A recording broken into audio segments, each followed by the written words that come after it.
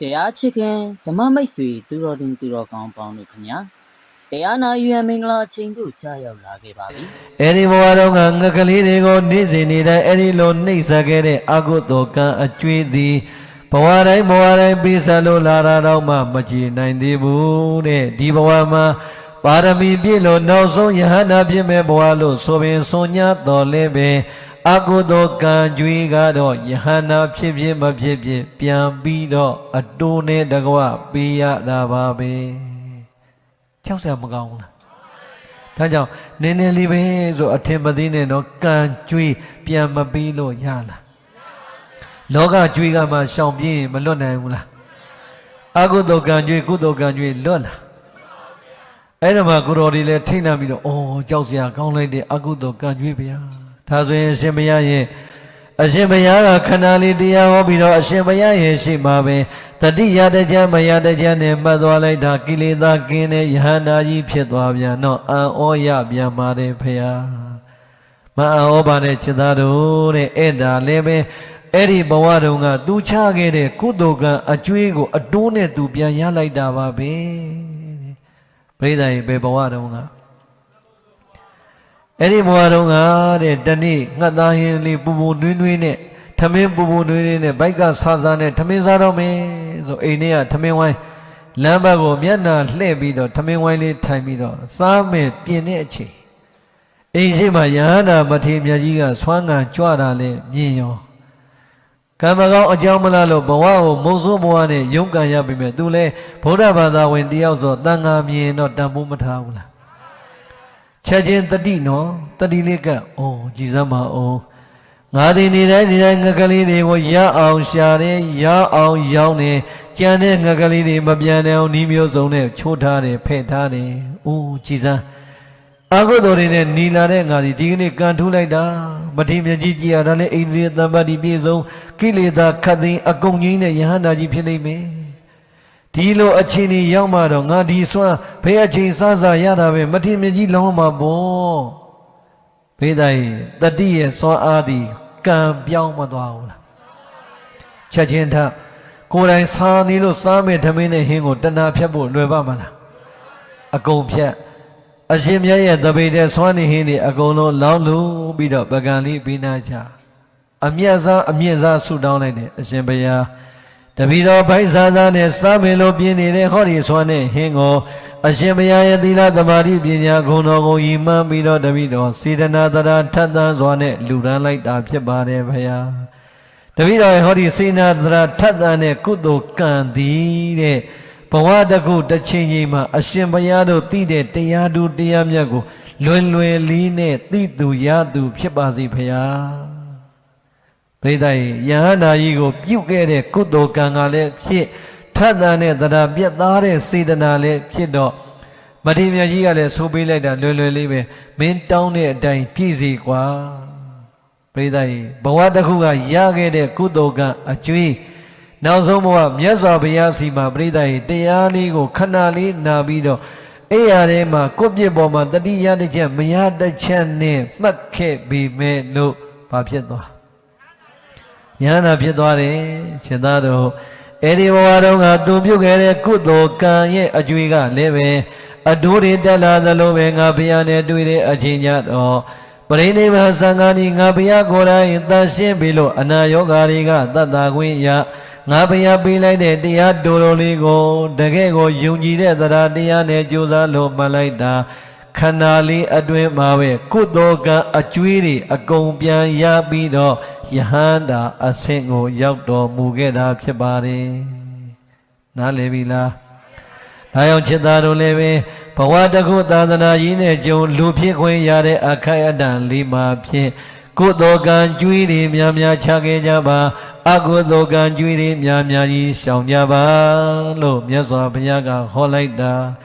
အဲ့ဒီတရားနာနေတဲ့မထေရမြတ်တွေတော်တော်များများလဲတရားသူတရားမြတ်ရတဲ့ကိုယ်တော်တွေအများကြီးပေါ်ထွန်းသွားတယ်ပရိသတ်ရေကံကြွေးပြန်မပြီးလို့မရဘူးဆိုတာနားလည်ပြီလားဩညာဝဒုက္ခံဇနိတိအပုံညာဒုက္ခံ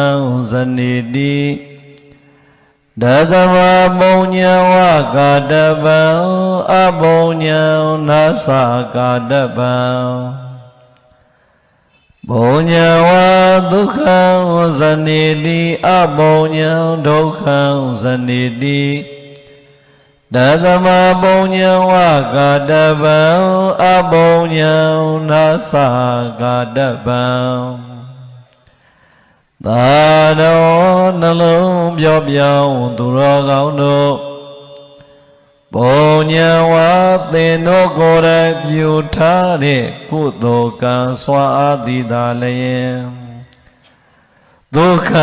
သင်တို့လိုချင်လို့ရှာနေတဲ့ဒီဘဝချမ်းသာမျိုးစုံနဲ့သန္တရာချမ်းသာမျိုးစုံကိုဇနိတိမုတ်ချမသွေရစေဖြစ်စေပါ၏အမောညာသင်တို့ကိုယ်တိုင်လွန်ကျူးလိုက်တဲ့အကုသိုလ်ကံဆိုးများကတော့ဒုက္ခသင်တို့မလိုခြင်းမဘူးကြောက်လာပါတယ်မုန်းလာပါတယ်ဆိုတဲ့ဒီဘဝဆင်းရဲမျိုးစုံနဲ့အပေဆင်းရဲတဲ့အောင်ဆင်းရဲမျိုးစုံကိုဇနိတိမုတ်ချမသွေရစေဖြစ်စေပါ၏တသမထို့ကြောင့်တုံမေသင်သူတော်ကောင်းအပေါင်းတို့သည်ဘုံညာဝဒီဘဝချမ်းသာမျိုးစုံနဲ့နိဗ္ဗာန်ချမ်းသာတဲ့အောင်ချမ်းသာမျိုးစုံရစေနိုင်ကြောင်းကုသိုလ်ကံအကောင်းများကိုသာလျင်ကာတဗံကာတဗမိဝကောင်းစွာမသွေရအောင်ကြိုးစားအပ်ပါပေ၏အဘောညာအပေဒုက္ခတိရောက်မည်အကြောင်းမကောင်းတဲ့အကုသိုလ်ကံတရားအဆိုးများကိုနာဇကာတဗံဘေသောအခါမှမပြုခြင်းအပ်ပါပေဣတိသောဘဂဝါဘုဒ္ဓ6ပါးသခင်ဖျားရှင်ကိုယ်တော်မြတ်ကြီးသည်အဝေါစာကရုဏာရှိသွားမေတ္တာအဖြင့်မိန်ကြတော်မူခဲ့ပါပေသတည်း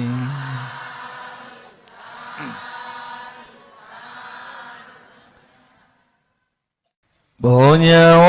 ဒုက္ခံဇနိတိအဘုံညာဒုက္ခံဇနိတိပရိသတ်ဒီဒေသနာမှာဘာကိုမိန်ကြတာလဲဆိုရင်မြန်မြန်နားလည်အောင်ပြောရရင်ကုသိုလ်ကံရဲ့စွမ်းအားနဲ့အကုသိုလ်ကံရဲ့စွမ်းအားကိုမိန်ကြခဲ့ပါတယ်ပြောကြည့်ပါ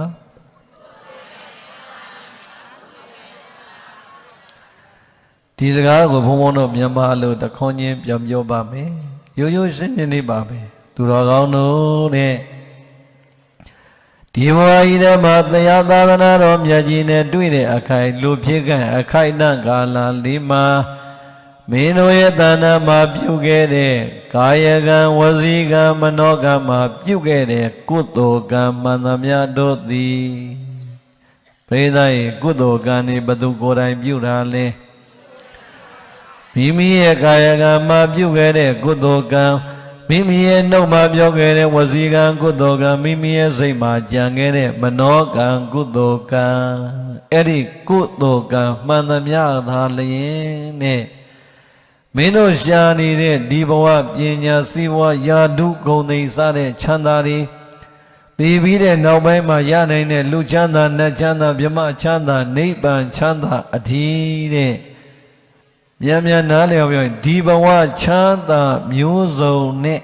နိဗ္ဗာန်ချမ်းသာရသည့်အထိချမ်းသာမျိုးစုံကိုအဲ့ဒီမင်းတို့ပြုလိုက်တဲ့ကံကသာလျင်ပြန်ပြီးတော့ပြီးမှာတို့တရားနာပရိသတ်ပြုလိုက်တဲ့ကုသိုလ်ကံသောကုသိုလ်ကံများသည်အချီးနှီးဖြစ်သွားမှာလားအကျိုးတရားပြန်ရမှာလားအကျိုးတရားရတော့ဘာအကျိုးကိုရမှာလဲချမ်းသာတဲ့အကျိုးပြောဒါဆိုရင်တို့တရားနာပရိသတ်ဒီဘဝမှာလည်းချမ်းသာလိုခြင်းနဲ့သိပြီးတဲ့နောက်ပိုင်းမှာလည်းနိဗ္ဗာန်မရမချင်းနိဗ္ဗာန်ရောက်သည့်အထိပရိသတ်ရဲ့ချမ်းသာကိုလိုခြင်းလားမလိုခြင်းလား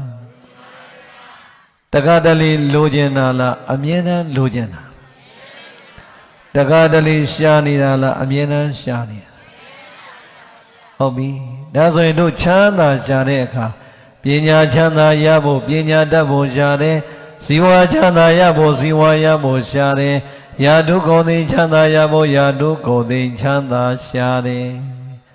ရှာနီးမတူတာပဲရှိတယ်ဒီလိုတွေနေ့တိုင်းရှာမနေဘူးလား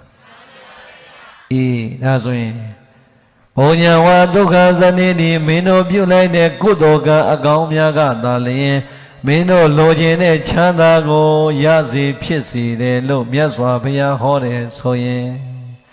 နေ့စဉ်တို့ရဲ့ဉာဏ်နဲ့ဝရိယနဲ့ရှာနေတဲ့ပညာစည်းဝါးယာတုကုန်သိရှာတိုင်းမှာတို့သည်ကုသိုလ်ကံဆိုတဲ့ကံစွမ်းအားပါဖို့မလိုဘူးလားကံစွမ်းအားကိုပယ်ပြီးတော့ရှာရင်ရတော့ရမယ်လိုချင်သလောက်ရနိုင်မလားဒါဆိုရင်တို့တရားနာပရိသတ်နေ့စဉ်ရှာနေတဲ့ပညာစည်းဝါးယာတုကုန်သိရှာတဲ့အခါမှာပရိသတ်ဉာဏ်ရှိသလောက်ရှာမယ်ဝရိယနဲ့ထထသန်သန်ရှာမယ်အဲ့ဒီဉာဏ်နဲ့ဝရိယထဲမှာအမြဲတမ်းပါပေါင်းပြီးဖို့လို့ကံအကောင်းလေးပေါင်းပြီးဖို့မလိုဘူးလားဒါဆိုရင်ဒီစကားဒီပြည့်စုံမသွားဘူးလားတချို့ကပြောတယ်အရှင်ဘုရားအဲ့ဒါဆိုကုသိုလ်ကံကောင်းဘုရားပဲထိုင်ရှိခိုးနေမယ်ဘုရားတဲ့ချမ်းသာမှာလားတဲ့ဒါတော့လူကပ်ပြောတဲ့စကားပဲခန္ဓာကိုယ်ကြီးမရှိမှတော့ဒီခန္ဓာကိုယ်ကြီးစားဖို့နေဖို့ဟောဖို့မရှာဘဲနဲ့ရမလားတရက်မရှာတာနဲ့ကိုတရက်စားစရာရပါမလားတချို့တနေ့လုံးတနေ့စမ်းဘဝတွေမရှိဘူးလားဘာရှိလို့ရှားတာလဲတဲ့ခန္ဓာရှိရင်လူမပြောနဲ့တိရစ္ဆာန်တော့မရှာရဘူးလားလူလည်းရှာရတယ်ဘုန်းကြီးလည်းသီလရှင်လည်းအကုန်လုံးဘာရှိတော့ခန္ဓာရှိမှတော့ခန္ဓာစားဖို့ဟောဖို့နေဖို့ရှာရမယ်နေတိုင်းနဲ့ရှာနေတယ်သို့တော့ရှာပြီးမဲ့ရှာတိုင်းရသလားမရတော့ချမ်းသာမလားဆင်းရဲမလားရှာတိုင်းရဖို့ဉာဏ်နဲ့ရှာတိုင်းဝရိယနဲ့ရှာတိုင်းဒုပရိသရဲ့တဏ္ဍာမှာကာယကံဝစီကံမနောကံမှာကုသိုလ်ကံအားပါပြီးတော့ရှာသမ်းပါတဲ့အဲ့ဒီကုသိုလ်ကံဒီဉာဏ်နဲ့ဝရိယနဲ့လှုပ်ရှားတိုင်းပညာစည်းဝါးယာတုဂုဏ်သိဘာရှာရနိုင်လားမရနိုင်လားအဲ့ဒါကိုပြောတာနားလည်ပြီလားအမောညာဒုက္ခဇနိတိသင်တို့ရဲ့တဏ္ဍာမှာအဲ့ဒီလိုမဟုတ်ဘဲနဲ့အကုသိုလ်ကာယကံဝစီကံမနောကံတွေကိုလွန်ကျူးလိုက်မယ်ဆိုရင်တဲ့အဲ့ဒီလွန်ကျူးလိုက်တဲ့အကုသိုလ်ကံတွေကလည်းပဲအချီးနှီးဖြစ်သွားမှာမဟုတ်ပါဘူးပျောက်သွားမှာမဟုတ်ပါဘူးအကယ်၍အကုသိုလ်ကံတွေပဲလွန်ကျူးပြီးတော့အကုသိုလ်ကံတွေပဲစုဆောင်းနေသလိုဖြစ်မဲ့ဆိုရင်အဲ့ဒီလွန်ကျူးလိုက်တဲ့အကုသိုလ်ကံတွေကရောပြိဿရဲ့အချီးနှီးဖြစ်သွားလားပျောက်သွားလားဒီဘဝရောသိပြီးတဲ့နောက်ပိုင်းရောပြိဿရဲ့ဘဝတစ်ခုမဆုံးမချင်းနိဗ္ဗာန်ချမ်းသာမရမချင်းအကုသိုလ်ကံရဲ့အကျိုးစွမ်းအားသည်ဆင်းရဲကိုပေးမှလားချမ်းသာကိုပေးမှဟောဒါဆိုရင်ပြိဿရဲ့အဖြစ်ရှင်းသွားပြီးကုသိုလ်ကံကကောင်းကျိုးချမ်းသာကိုဖြစ်စေတယ်အကုသိုလ်ကံကမကောင်းကျိုးချမ်းသာကိုဖြစ်စေတယ်ပရိသတ်အဲ့ဒီကုသိုလ်ကံအကုသိုလ်ကံကြတော့ဘယ်သူပြုလိုက်တဲ့ကံအဲ့ဒါကြောင့်ခြေသားခြေသမီးတို့တဲ့ဘုံညာဝဒုက္ခဇနိတိမင်းတို့ကိုယ်တိုင်ပြုလိုက်တဲ့ကုသိုလ်ကောင်းမှုမျိုးစုံကသာလျင်ဒုက္ခမင်းတို့လိုချင်နေတဲ့ဒီဘဝချမ်းသာမျိုးစုံနဲ့တန်ត្រာချမ်းသာကိုမရအောင်ပြန်ပြီးတော့ပေးလိုက်မယ်နားလည်ပြီလားမင်းတို့လွန်ကျူးလိုက်တဲ့အကုသိုလ်ကံတွေကလည်းပျောက်သွားမှာမဟုတ်ပါဘူးမင်းတို့အောခြင်းသလားအောမလိုခြင်းမို့မုန်းပါတယ်ကြောက်ပါတယ်လို့ကြိုက်သလားအောတဲ့အဲ့ဒီအကုသိုလ်ကံရဲ့ဆိုးကျိုးဖြစ်တဲ့မကောင်းကျိုးဆင်းရဲမျိုးစုံမင်းတို့ပြန်ပြီးတော့ခံရမှာပါပဲဟုတ်လားမဟုတ်လားဘုံဘုံတရားနာမည်ကိုဘယ်လိုပေးထားလဲကံကြွေးဒါဆိုရင်တို့တရားနာပရိသတ်ဒီဘဝတို့ပြုလိုက်တဲ့ကုသိုလ်ကံအကုသိုလ်ကံမှန်သမျှသည်ပြုပြီးလိုက်တာနဲ့တဲ့အကျွေးချလိုက်တာနဲ့မတူဘူးလားကုသိုလ်ကံပြုပြီးဆိုရင်လည်းအဲ့ဒီကုသိုလ်ကံကအကျွေးချလိုက်သလိုပါပဲဒီ ဒီဘဝကစပြီးတော့နိဗ္ဗာန်မရမချင်းအဲ့ဒီကုသိုလ်ကအကျွေးကပြန်ပြီးတော့ရမှာလားမရမှာလားဒါဆိုရင်တို့တရားနာပရိသတ်လောကမှာရောခင်ဗျားတို့ရွာထဲမှာမြို့ထဲမှာဈေးထဲမှာအကျွေးတွေမပေးဘူးလားဟောအကျွေးပေးတယ်အဲ့အကျွေးပေးတဲ့အခါကျပရိသတ်ရဲ့အကျွေးကပြန်ရရင်ဒီတိုင်းပဲပြန်ရတာလားအတိုးလေးနဲ့ရတာဩအတိုးနဲ့ရတယ်နေပါဦးနေပြန်တိုးဆိုအခုဘယ်လောက်ရလဲအကျွေးလေးပါလိမေးကြည့်အောင်အဲ့တော့ကုသိုလ်ကံကျွေးချတယ်ဆိုရင်ကိုယ်ကုသိုလ်ကအကျွေးပြန်ရတဲ့နေ့သည်အတိုးရလားမရရမှာပဲနော်လောကအကျွေးတိုင်းပဲပြိဿကြီးလောကအကျွေးကမှယူထားတဲ့ပုဂ္ဂိုလ်ကထွက်ပြေးသွားရင်ဓမ္မမို့ရင်ပြန်မပြီးပဲမျက်နှာပြောင်တိုက်နေရကျင်မှရမှာနော်လောကအကျွေးကမသေးကြပါမဲ့လို့ကုသိုလ်ကံကျွေးနဲ့အကုသိုလ်ကံအကျွေးကသိကြလားမသိကြပရိသတ်ဘယ်နှမနေမလွတ်ပါဘူးကိုယ်ကကုသိုလ်ကအကျွေးတွေခြားတတ်မယ်ဆိုရင်လည်းကိုရတဲ့အချိန်ကျရင်အတိုးတွေပါပေါင်းပြီးတော့ကုသိုလ်ကံကပြီးတဲ့ချမ်းသာကိုဒီဘဝကစတင်လို့ရပါလိမ့်မယ်အကယ်၍အကုသိုလ်ကံအကျွေးတွေခြားခဲ့မယ်ဆိုရင်ပြိဿရဲ့အဲ့ဒီအကုသိုလ်ကံအကျွေးကလည်းပဲဟိုလိုင်းကောင်းတယ်မှာပုံပုံရေအောက်မှာပဲပုံပုံကောင်းငင်မှာပဲတက်ပြီးတော့နေတဲ့အဲ့ဒီအကုသိုလ်ကအကျွေးပြန်ရမှာလားမရမှာလားအရင်တိုင်းရမှာလားအတိုးနဲ့ရမှာလားအေးမြင်မြင်သားလျော်ပြန်လောကအကျွေးတိုင်းပဲလောကအကျွေးကမှပြေးတာတို့မရတာတို့ဆုံးတာတို့ရှိအောင်မယ်ကုသိုလ်ကအကုသိုလ်ကအကျွေးကကိုချပြီးထားတဲ့အတိုင်းအတိုးနဲ့တစ်ချိန်ချိန်ပြန်ရမှာလားမရမှာလားဒါကြောင့်မြတ်စွာဘုရားနောက်စကားကြတော့တိုက်တွန်းလိုက်တယ်တသမပုံညာဝကာတပံအပုံညာနသကာတပံဒါကြောင့်ကွာတဲ့မင်းတို့ငါဘုရားရဲ့သာသနာတော်မြတ်ကြီးနဲ့တွေ့ခိုက်ကာလလေးမှာပုံညာဝမင်းတို့ရဲ့ကာယကံဝစီကံမနောကံမှာကုသိုလ်ကံတွေကိုသာတဏိတဏိရအောင်ကြိုးစားပြီးတော့စုကြစမ်းမှာအကုသိုလ်ကံဤကြတော့နေအောင်ကြိုးစားရကနေကုံသွားသည့်အထိဖြစ်အောင်ကြိုးစားကြစမ်းပါကံရဲ့အကျိုးစွမ်းအားလည်းပြောလိုက်သလိုကံကိုလည်းပြိဿကုသိုလ်ကံကိုစုဆောင်းဖို့ကုသိုလ်ကံကျွေးသည်များများချဖို့အကုသိုလ်ကံကိုရှောင်ရှားဖို့အကုသိုလ်ကံကျွေးသည်မချမိဖို့မြတ်စွာဘုရားမဟောခဲ့ဘူးလားဒါဆိုရင်တော်တရားနာပရိသတ်ရှင်တော်မြတ်ဘုရားဟောကြားခဲ့တာကနှစ်ပေါင်းဘယ်လောက်ကြာသွားပြီလဲ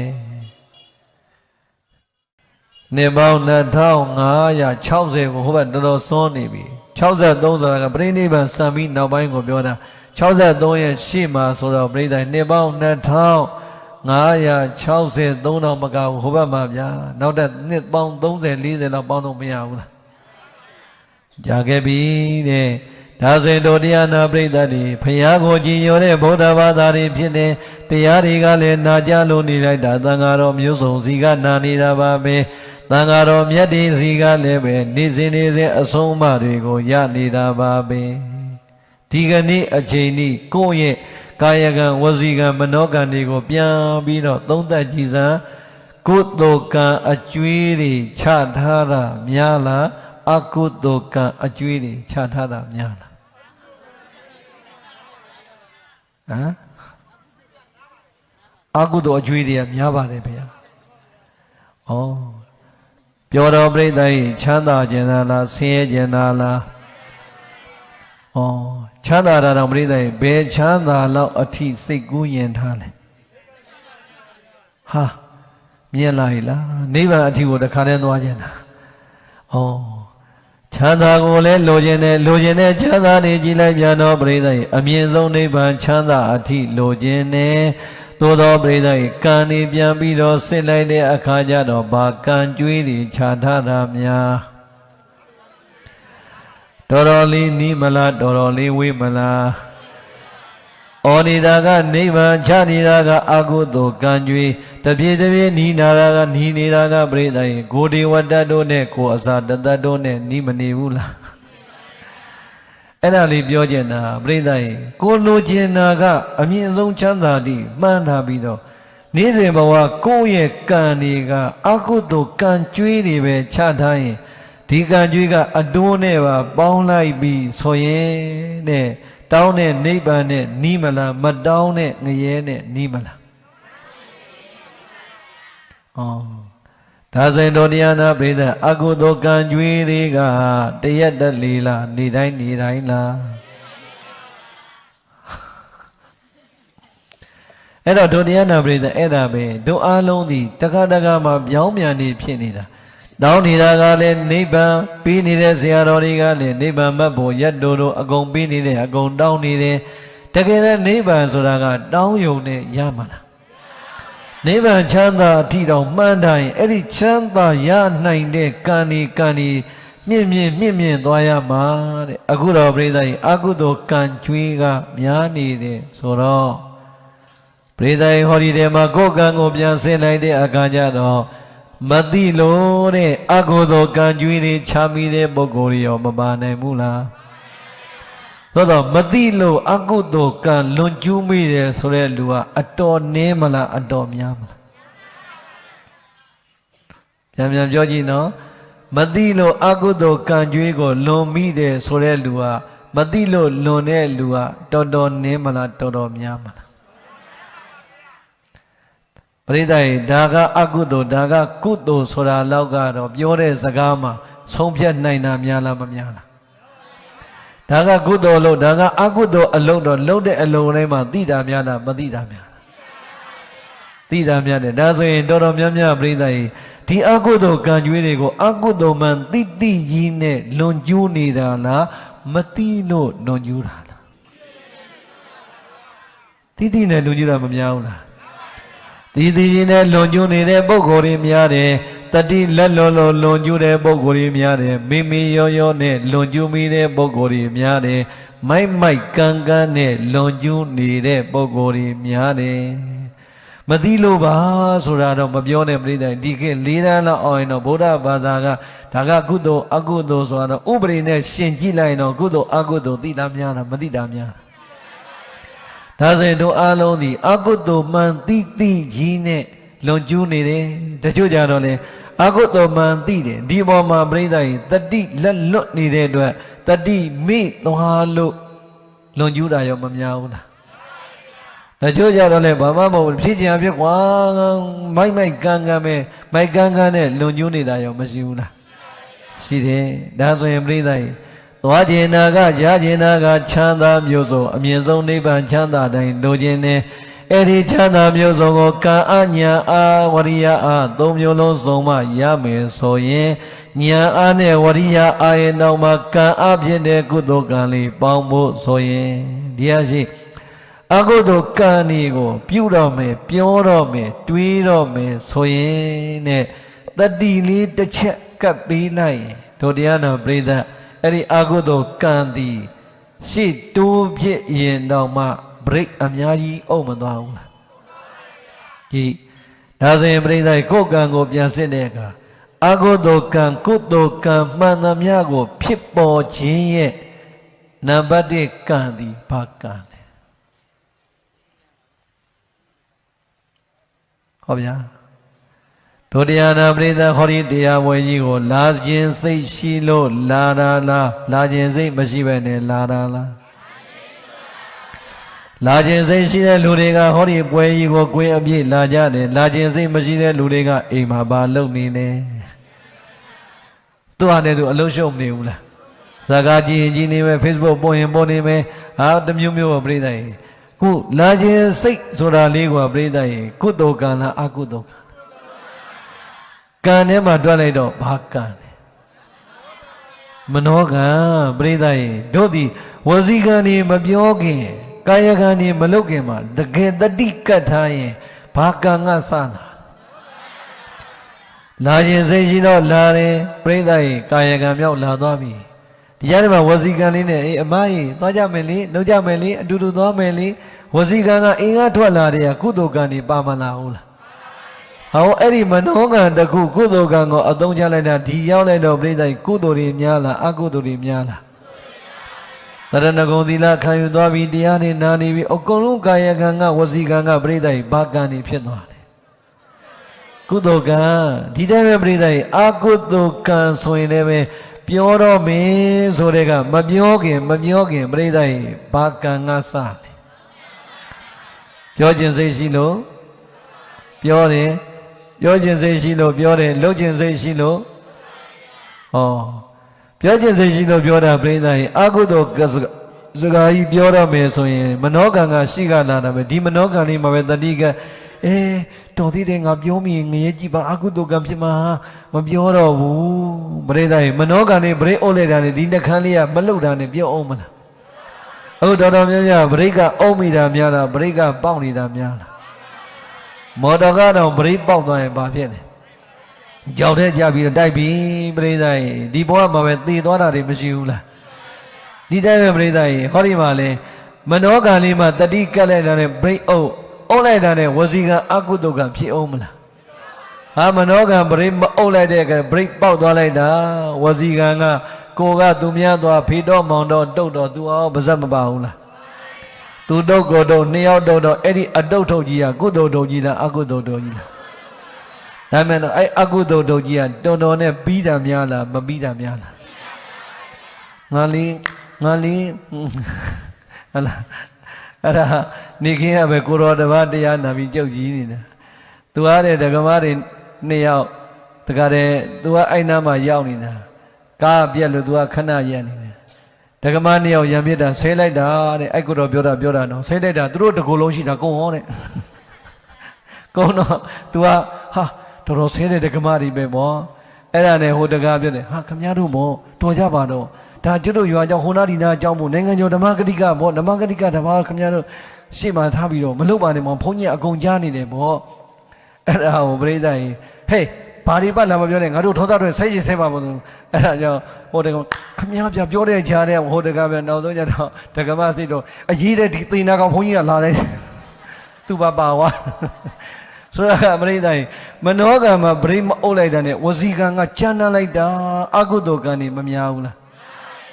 ကာယကံရောပါမသွားဘူးလားဒါကြောင့်အလုံးတို့တရားနာပိသမိမိတို့မျှော်မှန်းထားတာကကုသိုလ်ကံရဲ့စွမ်းအားနေရလာမယ်ဒီဘဝချမ်းသာမျိုးစုံနဲ့တန်ត្រာချမ်းသာမျိုးစုံမိမိတို့လွန်ကျူးနေတာကအကုသိုလ်ကံတွေကိုတတိလက်လွတ်လွန်ကျူးနေပိသရဲ့ချမ်းသာနဲ့နိမလားဆင်းရဲနဲ့နိမလားတဘဝတည်းဆင်းရဲမလားအပေဆင်းရဲအထိရောက်မလားဒါကြောင့်ဒုတိယနာပရိသတ်ကိုယ့်ရဲ့ကံတွေကိုတတိကတ်တဲ့အခါမှာမနောကံလေးကိုအမြဲတမ်းတတိကမပြောခင်တတိကပြောပြီးဆိုလို့ရှိရင်ပရိသတ်ကြီးချက်ချင်းလေးပြိမအုပ်နိုင်ဘူးလားအဲ့ဒါဆိုတော့အကုသိုလ်ကံတပြည့်တပြည့်နဲ့ရှော့ချနီးလေးရမသွားဘူးလားရသွားတယ်နော်တခါတလေကြရင်ပရိကလည်းအုပ်တာအုပ်တယ်ဓာတ်တော့အုပ်တာမျိုးလည်းမလုပ်နဲ့ခင်ဗျားတို့လိုင်းကားစီးရင်တခါကျရင်ကားသမားတွေကစိတ်တော်တဲ့မတိကိုဓာတ်တော့အုပ်လိုက်ဝုန်းဆိုရှိရိုင်မသွားဘူးလားအဲ့ကြတော့ခင်ဗျားတို့ပါဇက်ညင်းနေလားဘာပြောလဲဟဲ့ဘလုတ်တော့ရောင်းတဲ့လူတွေရောင်းမယ်ဟိုပေါက်တက်ကဆဲတာရောင်းနေကြောင်းရင်နှစ်ထုကြောင့်ဟဲ့ဝီနာကောင်းကားသမားတုတ်ရင်လည်းတုတ်မယ်ပေါ့ဆိုရကပြိတ္တဓာတ်တော့လည်းကြောက်စရာမကောင်းဘူးလားအဲကြောင့်မနောကံတတိကပြီးပရိဩရင်တော်ပြိတ္တမှန်မှန်လေးဥပ္ပါဓာတ်တော့မလုပ်ပါနဲ့ဘာဖြစ်လို့လဲသိလားဘုံဘုံပြောဘူးတယ်ဘုံဘုံတော့ငယ်ငယ်တုန်းကဟိုအင်းစိန်ရွာမှာကျောင်းမှာဒီဘုန်းကြီးလေးလည်းအတူတူပဲနေခဲ့တာဘုန်းကြီးတော့နောက်ကြတယ်ဟုတ်လားအဲ့ဒါအင်းစိန်ရွာမှာကျောင်းမှာနေတော့မိုးရွာရင်ကျောင်းတိုက်က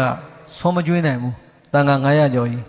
အဲ့တော့အဲ့နာထမင်းဆိုင်လေးတွေသွားစားတာတခါပြင်ပေါ့ဗျာဟင်းအစမ်းလေးနဲ့ချင်မောင်လေးအလေးနဲ့ငပိလေးနဲ့ဗာလေးနဲ့စားရင်ဒါအစင်မပြေတဲ့ကိုယ်ဆိုတပွဲ3ချက်အဲ့3ချက်တွေကိုထမင်းအပြူလေးတော့တပွဲလောက်ထဲရင်3ချက်ခွဲအချင်းတင်ကောင်းတယ်အဲ့လောက်စင်ဝပြီကျွတ်တို့တခါတလေထွက်စားကျွတ်တို့ကလည်းဟင်းအသားနဲ့ဆို5ချက်အဲ့တော့အဲ့ထမင်းဆိုင်လေးပဲမိုးရွာတဲ့နေ့ဆိုပြုံသွားတာဆိုတော့ရက်ွက်လေးဆင်းရတာဟုတ်ဒီအကြောင်းကနေထွက်အဲ့ရက်ွက်အကျိုးလမ်းကြားလေးသွားတော့ကြည့်ရတာတော့ကျွတ်တို့ကလည်းမိုးလေးကပေါက်ကြတော့ထီးလေးတွေဆောင်းသွားတာဟာဟိုဘက်မှာရံဖြစ်တဲ့အတန်မရောက်သေးဘူးကြားနေပြီပရိသတ်တစ်ဖက်ကကောင်လေးတွေကတစ်ဖက်ကောင်းပါလေးတွေနဲ့အမေနဲ့တပတ်ကြည့်ရတာတက္ကမကြီးကသူ့သမီးတွေကိုသွားစဖို့ရပါနဲ့ကောင်းလေးတွေကစတော့ဖေတော့မောင်တော့ဟိုဘက်ပြန်တုတ်တော့ဟိုကကောင်းလေးတွေလည်းဆဲမော်ဒီကကောင်းလေးခက်ကြမ်းကြမ်းနေဘူးအဲ့တော့ပြိဿကြီးကြည့်ရတာနော်ကောင်းလေးတွေကကြည့်ရတာပစိုးတွေပါနေနှံပြီးတော့ပေါက်တက်ကဆဲပုံရပါတယ် အဲ့မှာကျုပ်တို့ကလည်းပြိဿရေလမ်းအကွေနေရနေဟိုဘက်ကိုထွက်မှာဆိုရံဖြစ်တဲ့နေရာနဲ့အတော်နီးနေပြီတက္ကမကြီးကလည်းပဲပြိဿအေးနင်တို့ကအဲ့လိုဆိုငါတို့ကလည်းနင်တို့ဆိုပြီးတော့ပြိဿရေမြောက်လာတာတော်တော်မြင့်နေပြီထမင်းမြောက်လာတော်တော်မြင့်နေပြီအဲ့ကသမီးတွေဆိုချက်တော့အမေနောက်မှဖုံဖုံနေဆိုပြိဿရေဘာပဲပြောဒါဗုဒ္ဓဘာသာဆိုတော့တန်ဃာတော်အထိုက်လျောက်တော့လေးစားတဲ့စိတ်ကရှိတော့အမေတော့မှဖုံဖုံနေသူတို့အမေကိုနောက်ကနေသမီးတွေကနေပြီးတော့ဗရိတ်ကိုအတင်းအုပ်နေပြီးအဲ့ကြောဒကမကြီးကအုပ်တယ်ပြိဿရေဒေါသမပြေတော့နေပြိဿရေပြန်ချတော့ချတယ်ဒါပဲအဲ့တော့သူဒါပဲကြီးကခက်ပြင်းပြင်းဆိုကျွတ်တို့လည်းပြိဿရေမတက်နိုင်ဘူးလေထီးနေတဲ့ခဲအောင်ဒါပဲတဲ့ဘာလဲမသိဘူးဟေးကွာတာထီးတဲ့ကာတာတကအဲ့ဒါပဲကြီးကလည်းတွေးလိုက်အရှိကြီးဆိုထီးတဲ့ကာဟာဒါပဲတဲ့ဘာလဲမသိဘူးဟေးကောင်ကာထားကြရင်ပြောချင်တာတကကြရင်တန်ဃာနဲ့အနီးဆုံးရောက်နေတာတော့မှဒေါသမပြင်းအုပ်လိုက်တဲ့ဗရိတ်ကကြောက်စရာမကောင်းလားမှတ်သားနော်ဒါကြောင့်အကုသိုလ်ကံမှန်သမျှကိုပြိဿရေတဖြ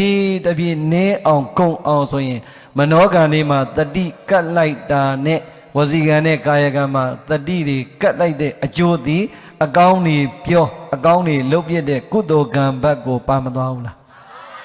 ဒါဆိုရင်ချမ်းသာဖို့နီးမလားဆင်းရဲဖို့နီးမလားအဲ့ဒါကိုပြောတာပါဒါကြောင့်ပြိဿရေပြောချင်တာကသိ၍သော၎င်းမသိ၍သော၎င်းမိုင်မ၍သော၎င်းတတိလိုက်လို့၍သော၎င်းလို့ဆရာတော်တွေကဘလောက်ပဲပြောနေတိကြီးနဲ့လွန်ကျူးနေကြတာများလားမများလားတတိတွေလွတ်ကြီးနဲ့လွန်ကျူးနေကြတာများမယ်ဆိုရင်အဲ့ဒီကာယကံဝစီကံမနောကံအကုသိုလ်ကံကျွေးတွေကပျောက်သွားမှလားပြန်ရမှလားအရင်တိုင်းရမှလားအတိုးနဲ့ရမှလားအခုဒီအရွယ်ဒီရလိုက်တဲ့အဲ့ဒီအကုသိုလ်ကံကြွေတွက်ကြည့်ရင်တော့မှအတိုးနဲ့ဆိုတော်တော်တက်မနေဘူးလားဒါဆိုနောက်ထပ်အိုက်ကံနေထပ်စုအောင်ပါလားဘာကံနေစုမလဲပြောလိုက်ရင်တော့ချောနေတာပဲဟုတ်လားဒါပေမဲ့ဒုပရိသဗုဒ္ဓဘာသာဝင်တွေကဘာပဲပြောဘုဒ္ဓဇင်တဘာဝစောစောပြောသလိုတတိလွတ်နေလို့မိုက်ကံအကြောင်းတစ်မျိုးကြောင့်အကုသိုလ်ကံတွေကိုကံကြွေတွေချနေပြီမဲ့နေ့စဉ်ဘဝမှာဗုဒ္ဓဘာသာတွေကကုသိုလ်ကံကြွေးတွေရောအများကြီးမရှိဘူးလားသိကြတာကတော့ဗျာဗုဒ္ဓဘာသာတကယ်မှန်လေးအဆင့်ရှိတဲ့ဗုဒ္ဓဘာသာဆိုတော့မနခင်မိုးလင်းအင်ဟာဘုရားပန်းရေကံကတ်အနေဆုံးဩဃာသတရဏဂုံသီလလောက်တော့မယူဘူးလားယူတယ်လို့ပြောယူတယ်မို့လားချစ်ပြောလိုက်လွှင့်နေတယ်ပြောတယ်ကျုံလည်းဘယ်နာလွှင့်နေမှမသိဘူးဟုတ်လားအဲ့တော့ပြောချင်တာကနေ့စဉ်ဘဝမှာဖျားနဲ့ဆက်တဲ့ကုသိုလ်ကံပြိဿရေအကုန်လုံးမဟုတ်ရင်တော့ရတာများလားမများလားတရားနဲ့ဆက်တဲ့ကုသိုလ်ကံရတာများလားမရတာများတန်ဃာနဲ့ဆက်တဲ့ကုသိုလ်ကံဆိုရင်လည်းပြိဿရေဗုဒ္ဓဘာသာတွေကတန်ဃာတွေကိုဥဥပြပြကတ်လို့တော့နေ့စဉ်ဘဝမှာကိုယ့်ရဲ့စာဥစာပြဆွမ်းလေးတွေဟင်းလေးတွေတော့ဆွမ်းလောင်းပြတာများလားမများလားဒါလေးလဲနေတယ်လို့သောမတွက်နဲ့နော်ပြိဿရေထမင်းအိုးကိုအချိန်မီကျက်ဖို့ဟင်းအိုးအချိန်မီကျက်ဖို့ဈေးအမှန်မှန်သွားအချိန်မီဝရိယမထားရင်ဒီဆွမ်းနဲ့ဟင်းလောင်းလို့ရမှာလားဒါကြောင့်ဘုံဘအမြဲတမ်းကိုတော်တွေတွေ့ပြောတယ်ကိုတော်တို့တခါတလေလာပြီးသင်္ကန်းအစုံတစုံနဲ့ငွေ100ငွေ1000စသည်လှူတဲ့တကားကိုကျေးဇူးရှိတာလက်ခံနေဒါမဲ့လို့တကားကြရင်ကိုယ့်အတွက်များလေးရလိုက်တဲ့လက်လံဘားကိုတန်ဖိုးထင်ပြီးတော့နေ့စဉ်တနေ့တစ်ခွက်မှန်လောင်းတဲ့ဆွမ်းရင်ကိုတန်ဖိုးနည်းတယ်ထင်သွားတတ်တယ်နော်ကိုချင်းစာကြီးလို့အဲ့ဒီဟင်းတစ်မျိုးဖြစ်ဖို့အဲ့ဒီထမင်းဖြစ်ဖို့ရန်အတွက်ဈေးဝယ်ရတယ်မီးမွေးရတယ်မီးပြက်ပြီဆိုလို့ချင်းမီးမွေးရပြန်ပြီကြီးရတဲ့မှာစိတ်ကတိုးလို့ချင်းမီးပြက်ရင်ဟင်းချက်ရင်လည်းငရဲကြီးကံပြောဒီနာကောင်းဒီ ABC ဆင်းရင်လည်းဆင်းအောင်မယ်လို့ဟုတ်လားနမူနာပြောပြတာပါဟုတ်လားဆိုတာကအများကြီးသူတို့မှရင်းပြီးတော့မှဒီဟင်းနဲ့ထမင်းဖြစ်တာနော်လို့တက္ကတပည့်တော်တို့ကများတဲ့လက်လာပါကိုတန်ဖိုးထားပြီးတော့နေ့စဉ်မှန်ကတ်တဲ့ထမင်းနဲ့ဟင်းတစ်ခွက်ကိုတန်ဖိုးမရှိဘူးထင်သွားတတ်တယ်ကျောင်းကကိုရင်လေးတွေအမြဲတမ်းပြောတယ်သားတို့မေတ္တာဖို့ဒီစွန်းနဲ့ဟင်းဖြစ်ဖို့သူတို့လွင်တာမဟုတ်ဘူးအစောကြီးဈေးသွားအချိန်မီချက်ပုံမှန်လုပ်တဲ့ဘဝတည်းနဲ့ဝရိယမဆိုင်ရဘူးလားဒီစွမ်းတဲ့ဟင်းလေးမှန်လောင်းနေတဲ့တကယ်သံဃာဒါနကုသိုလ်ကံလေးကိုကနည်းနည်းလေးလို့ပြောလို့ရမှာလားမရဘူးဒါကြောင့်ပြိဿရေဗုဒ္ဓဘာသာတွေမှာနေ့စဉ်ဘဝမှာ ဖရာတရားတန်ခါနဲ့ဆက်တဲ့ကုသိုလ်ကံကလည်းတစ်ဖက်ကရှိလားမရှိလားဟောဒါဆိုရင်ပြိဿရေဟပ်ပိုင်ဟပ်မျှတော့မျှမသွားဘူးလားသို့တော်ပြိဿရေအဲ့ဒီကံနေများများကြီးပြုတာလိုက်ကြည့်လိုက်တဲ့အခါကျတော့ကုသိုလ်ကံကတော့ပြုကြပါတယ်ပြိဿရေကုသိုလ်ကံနေစစ်တမ်းထုတ်လိုက်တာဒါနရဲ့သီလရဲ့သမထရဲ့ဝိပဿနာရဲ့ဆိုတဲ့ကံနေမှာဘာကုသိုလ်ကံကိုပြုတာများဒါနကုသိုလ်ကံနဲ့ပဲတော်တော်များများအာပတန်ဘူးလားအခုပဲကြည့်လိုက်လေဓမ္မသမင်ကြီးပြိဿရေ၄ပါးတော့ဒါနေမှာရန်ကုန်နဲ့နီးတယ်ဆိုမဲ့အခုကြည့်လိုက်ဒီဓမ္မသဘင်ကျင်းပဖို့တော့အလူငွေတွေအများကြီးမသုံးရအောင်လားအလူငွေမရှိဘဲနဲ့လုပ်လို့ရလားအဲ့အလူငွေတွေအများကြီးပဲရင်ဆိုရင်လေးတစ်ခွက်ပဲလောင်းပြိဿရေကံနဲ့တွက်ရင်တော့ဘာကံလဲစွမ်းဒါနကံနဲ့ဓမ္မဒါနကံဒါပဲကွာတယ်ပြိဿရေဒါလည်းပဲအမြင့်ဆုံးမဟုတ်သေးဘူးဓမ္မဒါနတရားအလူကံပဲရှိသေးတယ်သို့တော့တရားအလူကံဖြစ်ဖို့ရန်အတွက်လူကြီးလူငယ်တွေအာမဆိုင်ကြရဘူးလားဘုန်းကြီးပြင့်ဖို့ဘုန်းကြီးအရင်ရှာရသလားအလူငွေအရင်ရှာလားဩဒါဆိုဘာအရေးကြီးဆုံးလဲမလုပ်ရမီပြိဿရေအလူငွေဟုတ်ပါတယ်အလူငွေမရှိဘဲနဲ့ဘုန်းကြီးပြင့်လို့ရပါမလားဟေးတို့အလူငွေဒီလောက်တော့ရတယ်ဘသူကဘလောက်လူမဲမဲတော့ဘသူကဘလောက်လူတို့အလူကနာဘလောက်ရပြီဟာဘုန်းကြီးပြင့်လို့ရပြီအဲ့ကြတော့အတ္တသေးရောမလားဘူးလားဒါအပြစ်ပြောစရာလိုလားအလူငွေမပါမင်းနဲ့ဒါတွေဖြစ်လားဒီပန်းအစစ်လားအတုလားအစစ်တွေအလကားရလားပိုက်ဆံပေးရလားဘာနဲ့ဝဲဟိုပန်းလဲအစစ်တွေဘာနဲ့ဝဲဒီမိုင်လဲဘာနဲ့ငါခိုးဆက်လဲဘာနဲ့ငါအလကားရတာရှိလားဒီဘုန်းကြီးရောအလကားလားရဘူးပြိဿပြောနေတာကလေအားလုံးဟာတကယ်ငွေပေါင်းများစွာယင်းအချိန်တွေပေးပြီးတော့ပြုတဲ့ဒီဓမ္မဒါနကုသိုလ်ကံကြီးတောင်ကောင်းလိုက်တာကိုယ့်ရဲ့အလူကိုအကြောင်းမျိုးတရားတွေနာကြအသိတွေရကြလို့ဆိုပေမဲ့လို့ကံနဲ့တွက်ရင်ဒါနဓမ္မဒါနကံပဲရှိသေးတယ်အလူတကာထဲမှာတော့အမျက်ဆုံးတရားအလူတော့ဖြစ်တယ်တဲ့ကံနဲ့စက်တော့ဘာကံဒါနကံပဲရှိသေးတယ်ပြိဿရေသွားကျင်နာကစောစောတကာကြီးတွေပြောတယ်ဘယ်အထိဘာချမ်းသာရခြင်းအခုဒီမလျှော့သေးဘူးမလျှော့ဘူးလုံးဝမလျှော့ဘူးရောင်းစေးပဲဟလားနည်းနည်းနတ်ပြည်လောက်ဆိုရင်မကျေနပ်ဘူးလားဟာမကျေနပ်ဘူးလေနတ်ပြည်တော်မကျေနပ်ဘူးပြိဿရေဟောဒီထမလုံးကတော့ပြိဿရေဘယ်အထိသွားခြင်းနိဗ္ဗာန်ချမ်းသာရောင်းစေးပဲမလျှော့တော့ဘူးဘယ်လိုမင်းမိုးလင်းအောင်မေးလဲမလျှော့တော့အေးပတ်အောင်စောင့်မေးလဲမလျှော့တော့ဟုတ်လားဟုတ်ပါပြီနိဗ္ဗာန်သွားခြင်းတဲ့လူတွေဒါဆိုရင်ပြိဿရေမျောမှန်းတာကနိဗ္ဗာန်ချမ်းသာကံလေးစစ်လိုက်တဲ့အခါကျတော့ဒါနကံနဲ့သီလကံဒီကံလေးနှမျိုးတောင်ပြိဿရေဘာကံကိုများကြီးအကျွေးချတာများလဲဟုတ်ပြီဒါနကံကစောစောပြောသလိုငွေမကုန်မဲနဲ့ရလားနောက်တစ်စိတ်မြင်တဲ့သီလကံကငွေကုန်စရာလိုလားဩဒါလည်းသိတာပဲစဉ်းစားကြည့်ပါဦးတပြားမှမရှာရတဲ့မကုံတဲ့သီလကံကတပြားမှမကုံရဘဲနဲ့ဗျာဘာဖြစ်လို့သီလကံကိုအာမတန်မဲနဲ့ဒါနကံကိုအာတန်တာလေစဉ်းစားဖို့မလိုဘူးလားသီလယူရတာပိုက်ဆံကုံလားသူများအိမ်မျက်နှာငယ်နဲ့သွားချီးစရာလိုလားကျောင်းကဘုန်းကြီးဘုံဗျာတပည့်တော်ရှင်ပါသီလလေးချီးမြှင့်ပါဗျာဟေးဘယ်လောက်ပေးမှလဲလို့ပြောတဲ့ဘုန်းကြီးရှိလားအဲ့ဒါဘာဖြစ်လို့ပြိဿရေသီလကံကနှီးနေရတာလေ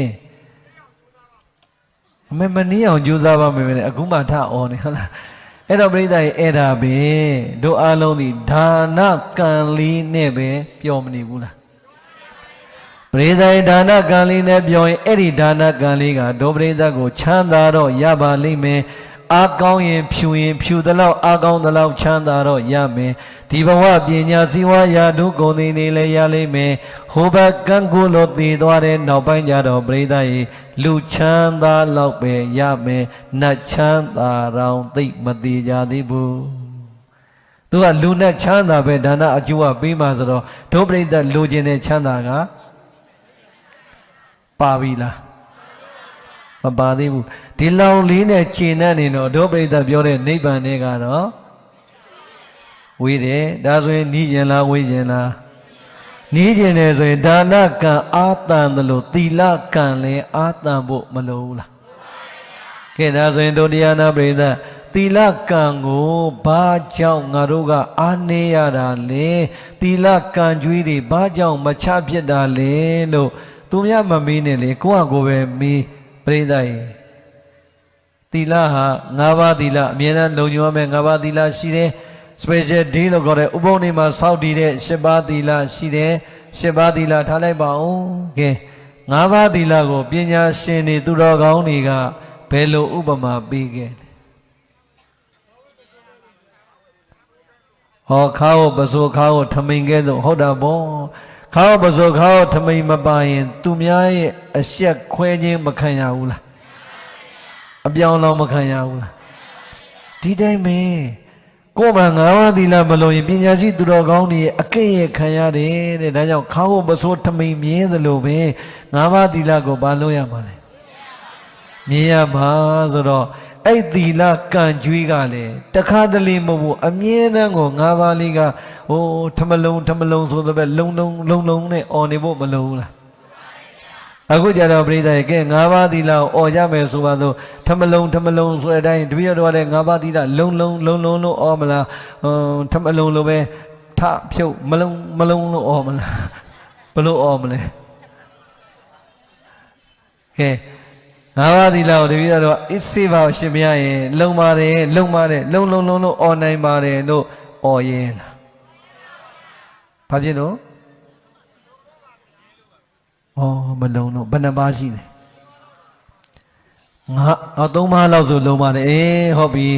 နောက်ဘုရားတဆူဖွင့်ရင်ပညာရှင်နေနဲ့ဘုရားရှင်ကိုရှောက်ပေးမယ်ဓမ္မလုံးရောအတွက်စမဲခြင်းသီလ၃ပါးသီလလောင်ချတာပြီ၃ပါးလောက်ဆိုရင်တော့လုံပါတယ်ရှားကြပပတော့ကြားပြီဟုတ်ပြီဒါလည်းမစိုးပါဘူး तू လုံတာ तू ပြောတာဟုတ်လား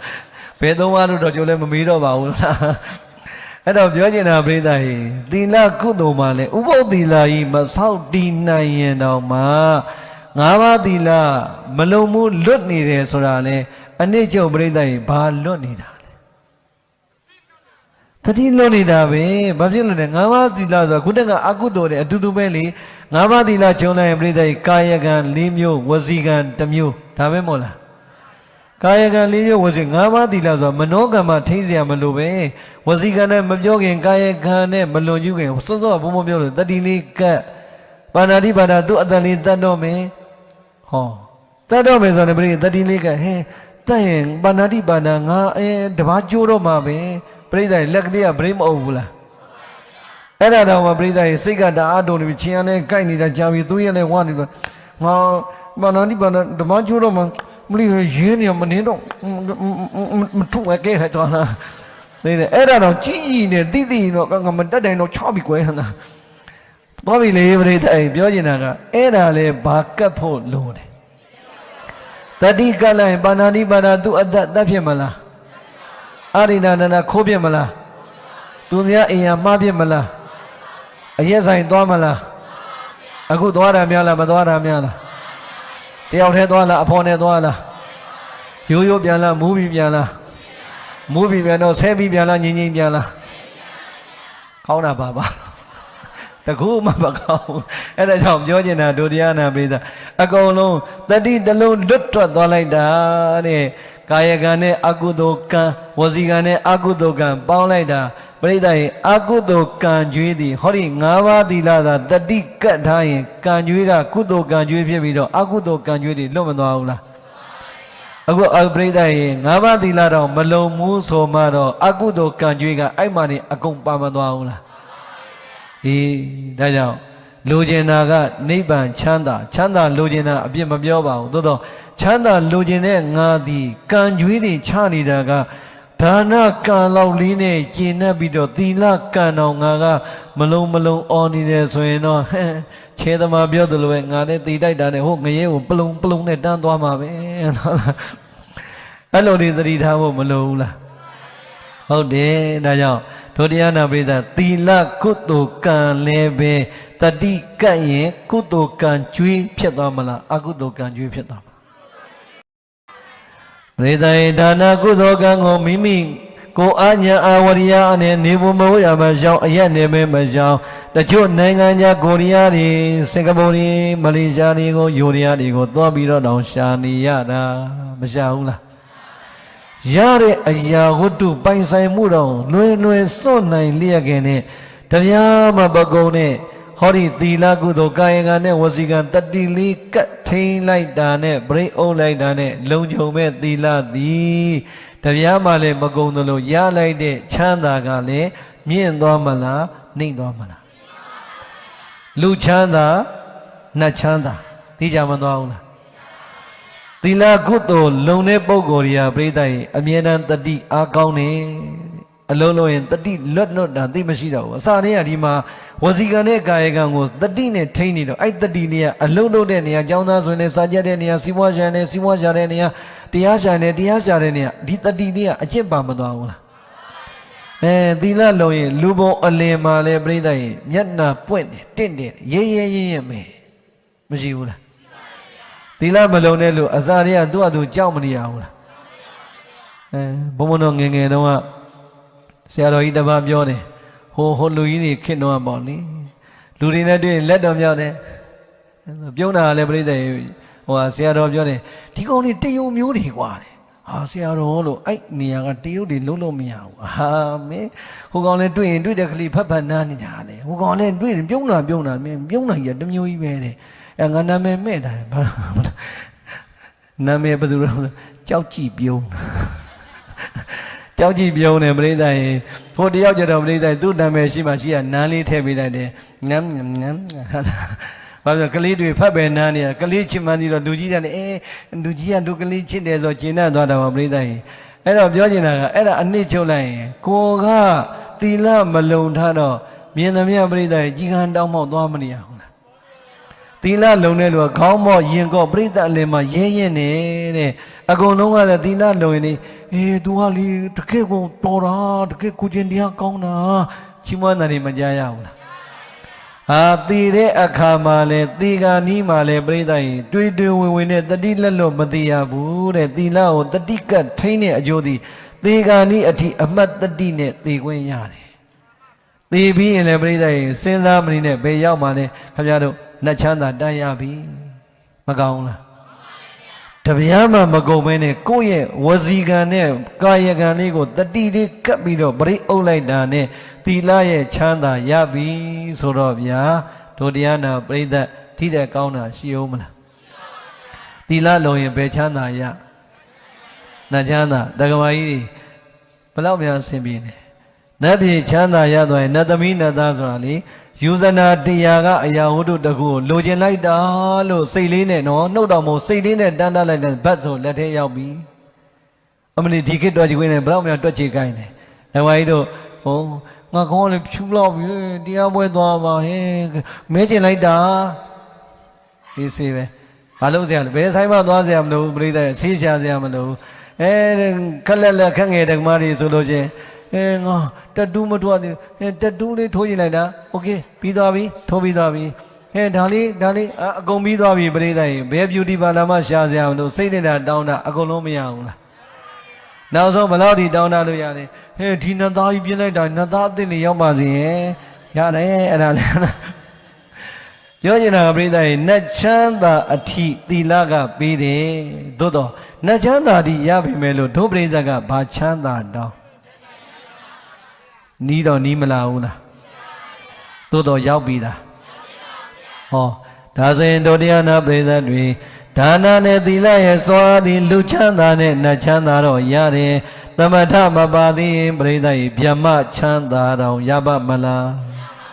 သမထဘာဝနာတော့ဇံရတဲ့အဆင့်ရောက်မှဗျမချမ်းသာရမယ်တဲ့ထားလိုက်တော့သမထဘာဝနာဒီလောက်ပဲထား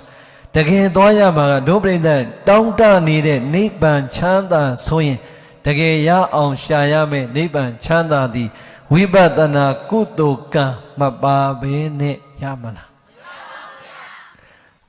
ဝိပဿနာကုသိုလ်ကံတော်နော်ပရိသတ်ရေနှစ်မျိုးရှိနေဝိပဿနာဉာဏ်လောက်ပဲရအောင်အားထုတ်တဲ့ဝိပဿနာကုသိုလ်ကံဆိုရင်အချီးနှီးတော့ဖြစ်မတော်ဘူးဥပမာပေါ့တရားစခန်းဝင်တဲ့တရားအားထုတ်မယ်ယုံနာကွဲတဲ့ဉာဏ်အကြောင်းကျိုးတွေသိတဲ့ဉာဏ်ဖြစ်ပြမြင်တဲ့ဉာဏ်စတဲ့ဝိပဿနာဉာဏ်တွေတော့ရပြီဆိုရင်ဟဲ့ဒါလေးပဲလားဟဲ့တို့တော့မရောက်ရဲပဲနဲ့စိတ်ထဲမချမ်းသာမဖြစ်နဲ့အဲ့ဒီဉာဏ်လေးရလိုက်ရင်တော့ဒုပရိသတ်အချီးနှီးမဖြစ်ဘူးတဲ့ကြိုက်တဲ့အချိန်သိအပေတကားပိတ်တဲ့ချမ်းသာတော့ရသေးတယ်ပရိသတ်ရေဝိပဿနာဉာဏ်နဲ့သိတဲ့ပုဂ္ဂိုလ်ဘာချမ်းသာရနိုင်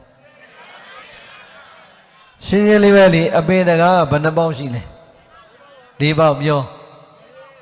အပေတကား၄ပေါက်ပြော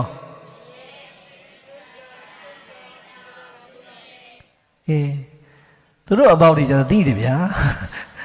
ပရိသတ်ရေငရဲတိစ္ဆာပြိတ္တာအတုရကေအပေတကားပိတ်ပါတော့ဒီတကားပေါက်၄ပေါက်ပိတ်ပြီဆိုမှတော့ဒီဘက်ကတကားပေါက်ကလူဘဝသွားမဲ့တကားပေါက်နတ်ဘဝသွားမဲ့တကားပေါက်မြမသွားမဲ့တကားပေါက်ကောင်းတဲ့တကားပေါက်ကအော်တိုမက်တစ်ရောက်မသွားဘူးလားဒီဘက်က၄ချောင်းပိတ်ရင်ဒီဘက်က၄ချောင်းကလမ်းချောင်းပေါ်သွားပြီဆိုတော့ဝိပဿနာကံအထိသွားလိုက်တာနဲ့ဒုတရားနာပရိသတ်ပေါင်းသူတော်ကောင်းတွေရိုးရိုးလေးစဉ်းစားကြည့်လူတယောက်ဟာရိတ်တာသွားတရားအားထုတ်ပြီးဆိုရင်ရိတ်တာဝင်လိုက်တာနဲ့ဘုံဘုံတို့အကြောင်းဆို၈ပါးသီလအော်တိုပြန်တဲ့အထိလုံပြီးသားဖြစ်သွားပြီမိမိစွမ်းနိုင်နေတဲ့နေ့စဉ်ဓမ္မပူဇာစသည်ဖြင့်လူတွေဒါနကုသိုလ်ပါမသွားဘူးလားဒါကြောင့်ဝိပဿနာကံအထိရောက်အောင်သွားအဲ့ဒါဆိုရင်အောက်ခြေရဖြစ်တဲ့ဒါနကံသီလကံကလည်းအမြင့်စားအဖြစ်နဲ့ဝိပဿနာမှန်ရင်ကိလေသာငြိမ်တဲ့နှလုံးသားကနေပြုတဲ့ဒါနသီလကံတွေဖြစ်မသွားဘူးလားဒါဆိုရင်ဒုတရားနာပရိသတ်တောင်းနေတဲ့ရည်မှန်းထားတဲ့နိဗ္ဗာန်ချမ်းသာရဖို့ဆိုရင်အနည်းဆုံး10ရက်15ရက်ရက်20တလ2လလောက်တော့ရိတ်သားမှာနီးစနစ်ရအောင်ယူတဲ့ဝိပဿနာကံလေးမပါဘဲနဲ့နီးနိုင်မနီးနိုင်ဒါတော့ဝိပဿနာဉာဏ်လောက်နဲ့ပြီးသွားရင်အပေတကားတော့ပိတ်ပြီးလူချမ်းသာနတ်ချမ်းသာတခုခုတော့သေချာပေါက်ရပြီနိဗ္ဗာန်ချမ်းသာရောက်ပြီလားအဲ့ဒီနီးစနစ်လေးကိုပဲမယမနာတလဇတ်နေ့စဉ်ရက်ဆက်အားထုတ်လိုက်မယ်ဆိုရင်အဲ့ဒီဝိပဿနာကုသိုလ်ကံကြတော့ပြိဿရေပါရမီပြည့်လိုက်တာနဲ့အနေဆုံးသောတာပတိမဉ္ဇဉ်ဘုံဉာဏ်ရတဲ့သောတာပန်အဆင့်များရောက်သွားပြီဆိုရင်ဒုတရားနာပြိဿအဲ့ဒီအဆင့်ကြတော့သိကြသွားပြီဒုပြိဿရခြင်းလို့ရှာနေတဲ့နိဗ္ဗာန်ချမ်းသာအများဆုံး9ဘဝဖြတ်သန်းပြီးရင်ရသွားပြီသိကြမသွားဘူးလားဒါတော့ဘယ်နှဘဝကျန်သေးလဲသဂရကံဖြင့်တဘဝအနာဂံနဲ့ယဟန္တာဖြင့်သိကြသွားပြီအဲ့ဒီကြမှာဒုပရိသတ်မျှော်မှန်းတဲ့နိဗ္ဗာန်ချမ်းသာရမှာဖြစ်ပါတယ်ဒါကြောင့်အကုသိုလ်ကံကြွေးတွေနဲ့ပဲအချိန်ကုန်ရင်တော့တစ်ချိန်အဲ့ဒီအကုသိုလ်ကံကြွေးကလည်းအတိုးနဲ့တကွပြန်ပေးဆက်ပြီးခံရမှာဖြစ်ပါတယ်မပေါ့ပါနဲ့ကုသိုလ်ကံကြွေးတွေချတဲ့နေရာမှာလည်းကိုကနိဗ္ဗာန်ချမ်းသာပြီးမှန်းထားတယ်ဆိုရင်ဒါနသီလလောက်လေးနဲ့ရောက်ရဲမနေပါနဲ့ဝိပဿနာကိုအစင်မြင့်မြင့်မဉ္ဇဉ်ဖုန်ဉဏ်အထိအားထုတ်နိုင်ရင်တော့ပါရမီနဲ့ပါမယ်ဆိုရင်တော့ပြိဿရင်သေချာပေါက်နိဗ္ဗာန်ချမ်းသာအထွက်လမ်းကြောင်းပေါ်ရောက်မသွားဘူးလားသို့တော့နိဗ္ဗာန်ချမ်းသာရလောက်အောင်မဉ္ဇဉ်ဖုန်ဉဏ်အဆုံးထိမရသေးတဲ့ပါရမီကလည်းမပြည့်သေးတဲ့ပုဂ္ဂိုလ်ဆိုရင်တော့မှအနေဆုံးပြိဿကြီးအပေတကားပေါက်ပိတ်ပြီးတော့လူချမ်းသာနတ်ချမ်းသာပြန်မရဘူးလားရတယ်ဒါကြောင့်မြတ်စွာဘုရားကအဲ့ဒီကံကြွေးကိုပြောတာနားလည်ပြီလားဘေကဝေပရိသတ်လေးပါချက်သားချက်သားမိတော့ပုံညာဝါသင်တို့ကိုယ်တိုင်ဒီဘဝကြီးထဲမှာပြုကျင့်ထားတဲ့ဒါနကံသီလကံအမြင့်ဆုံးဖြစ်တဲ့ဝိပဿနာကုသိုလ်ကံတည်သာလျင်ဒုက္ခသင်တို့ရှာနေတဲ့ဒီဘဝချမ်းသာမျိုးစုံနဲ့လူနဲ့နိဗ္ဗာန်သုံးတန်ချမ်းသာကို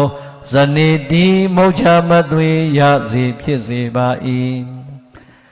အဘုံညာသင်တို့ကိုယ်တိုင်လွန်ကျူးလိုက်တဲ့အကုသိုလ်ကံအဆိုးများကတော့ဒုက္ခသင်တို့မလိုချင်ပါဘူးမုန်းပါတယ်ကြောက်ပါတယ်ဆိုတဲ့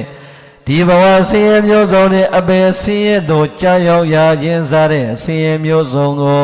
စနေတီမုတ်ချမသွေဖြစ်စေရစေပါ၏နားလည်ပြီလားတိုက်တွန်းတဲ့စကားလေးနားထောင်ကြည့်ပါဦးဒါသမတို့ကြောင့်တုံးပြီးသင်သူတော်ကောင်းအပေါင်းတို့သည်ပုံညာဝါဒီဘဝချမ်းသာမျိုးစုံနဲ့လူနဲ့နိဗ္ဗာန်သုံးတန်ချမ်းသာရစေနိုင်ကြောင်းကုသိုလ်ကအကောင်းများကိုသာလျင်ကာတဗံကာတဗံမိဝါကောင်းစွာမသွေကျိုးစား၍ရှာဖွေပြုအပ်ပါပေ၏အပုံညာအဘေဒုက္ခတိရောက်မည်အကြောင်းဝါဒီဘဝလည်းဆင်းရဲမျိုးစုံရနိုင်အပေဆင်းရဲလည်းကြနိုင်တဲ့မကောင်းတဲ့အကုသိုလ်ကံအဆိုးများကိုနာဇကာတဗံဘေသောအခါမှမပြုခြင်းအပ်ပါပေ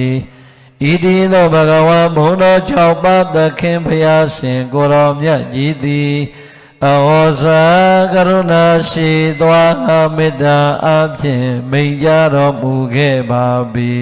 သတည်း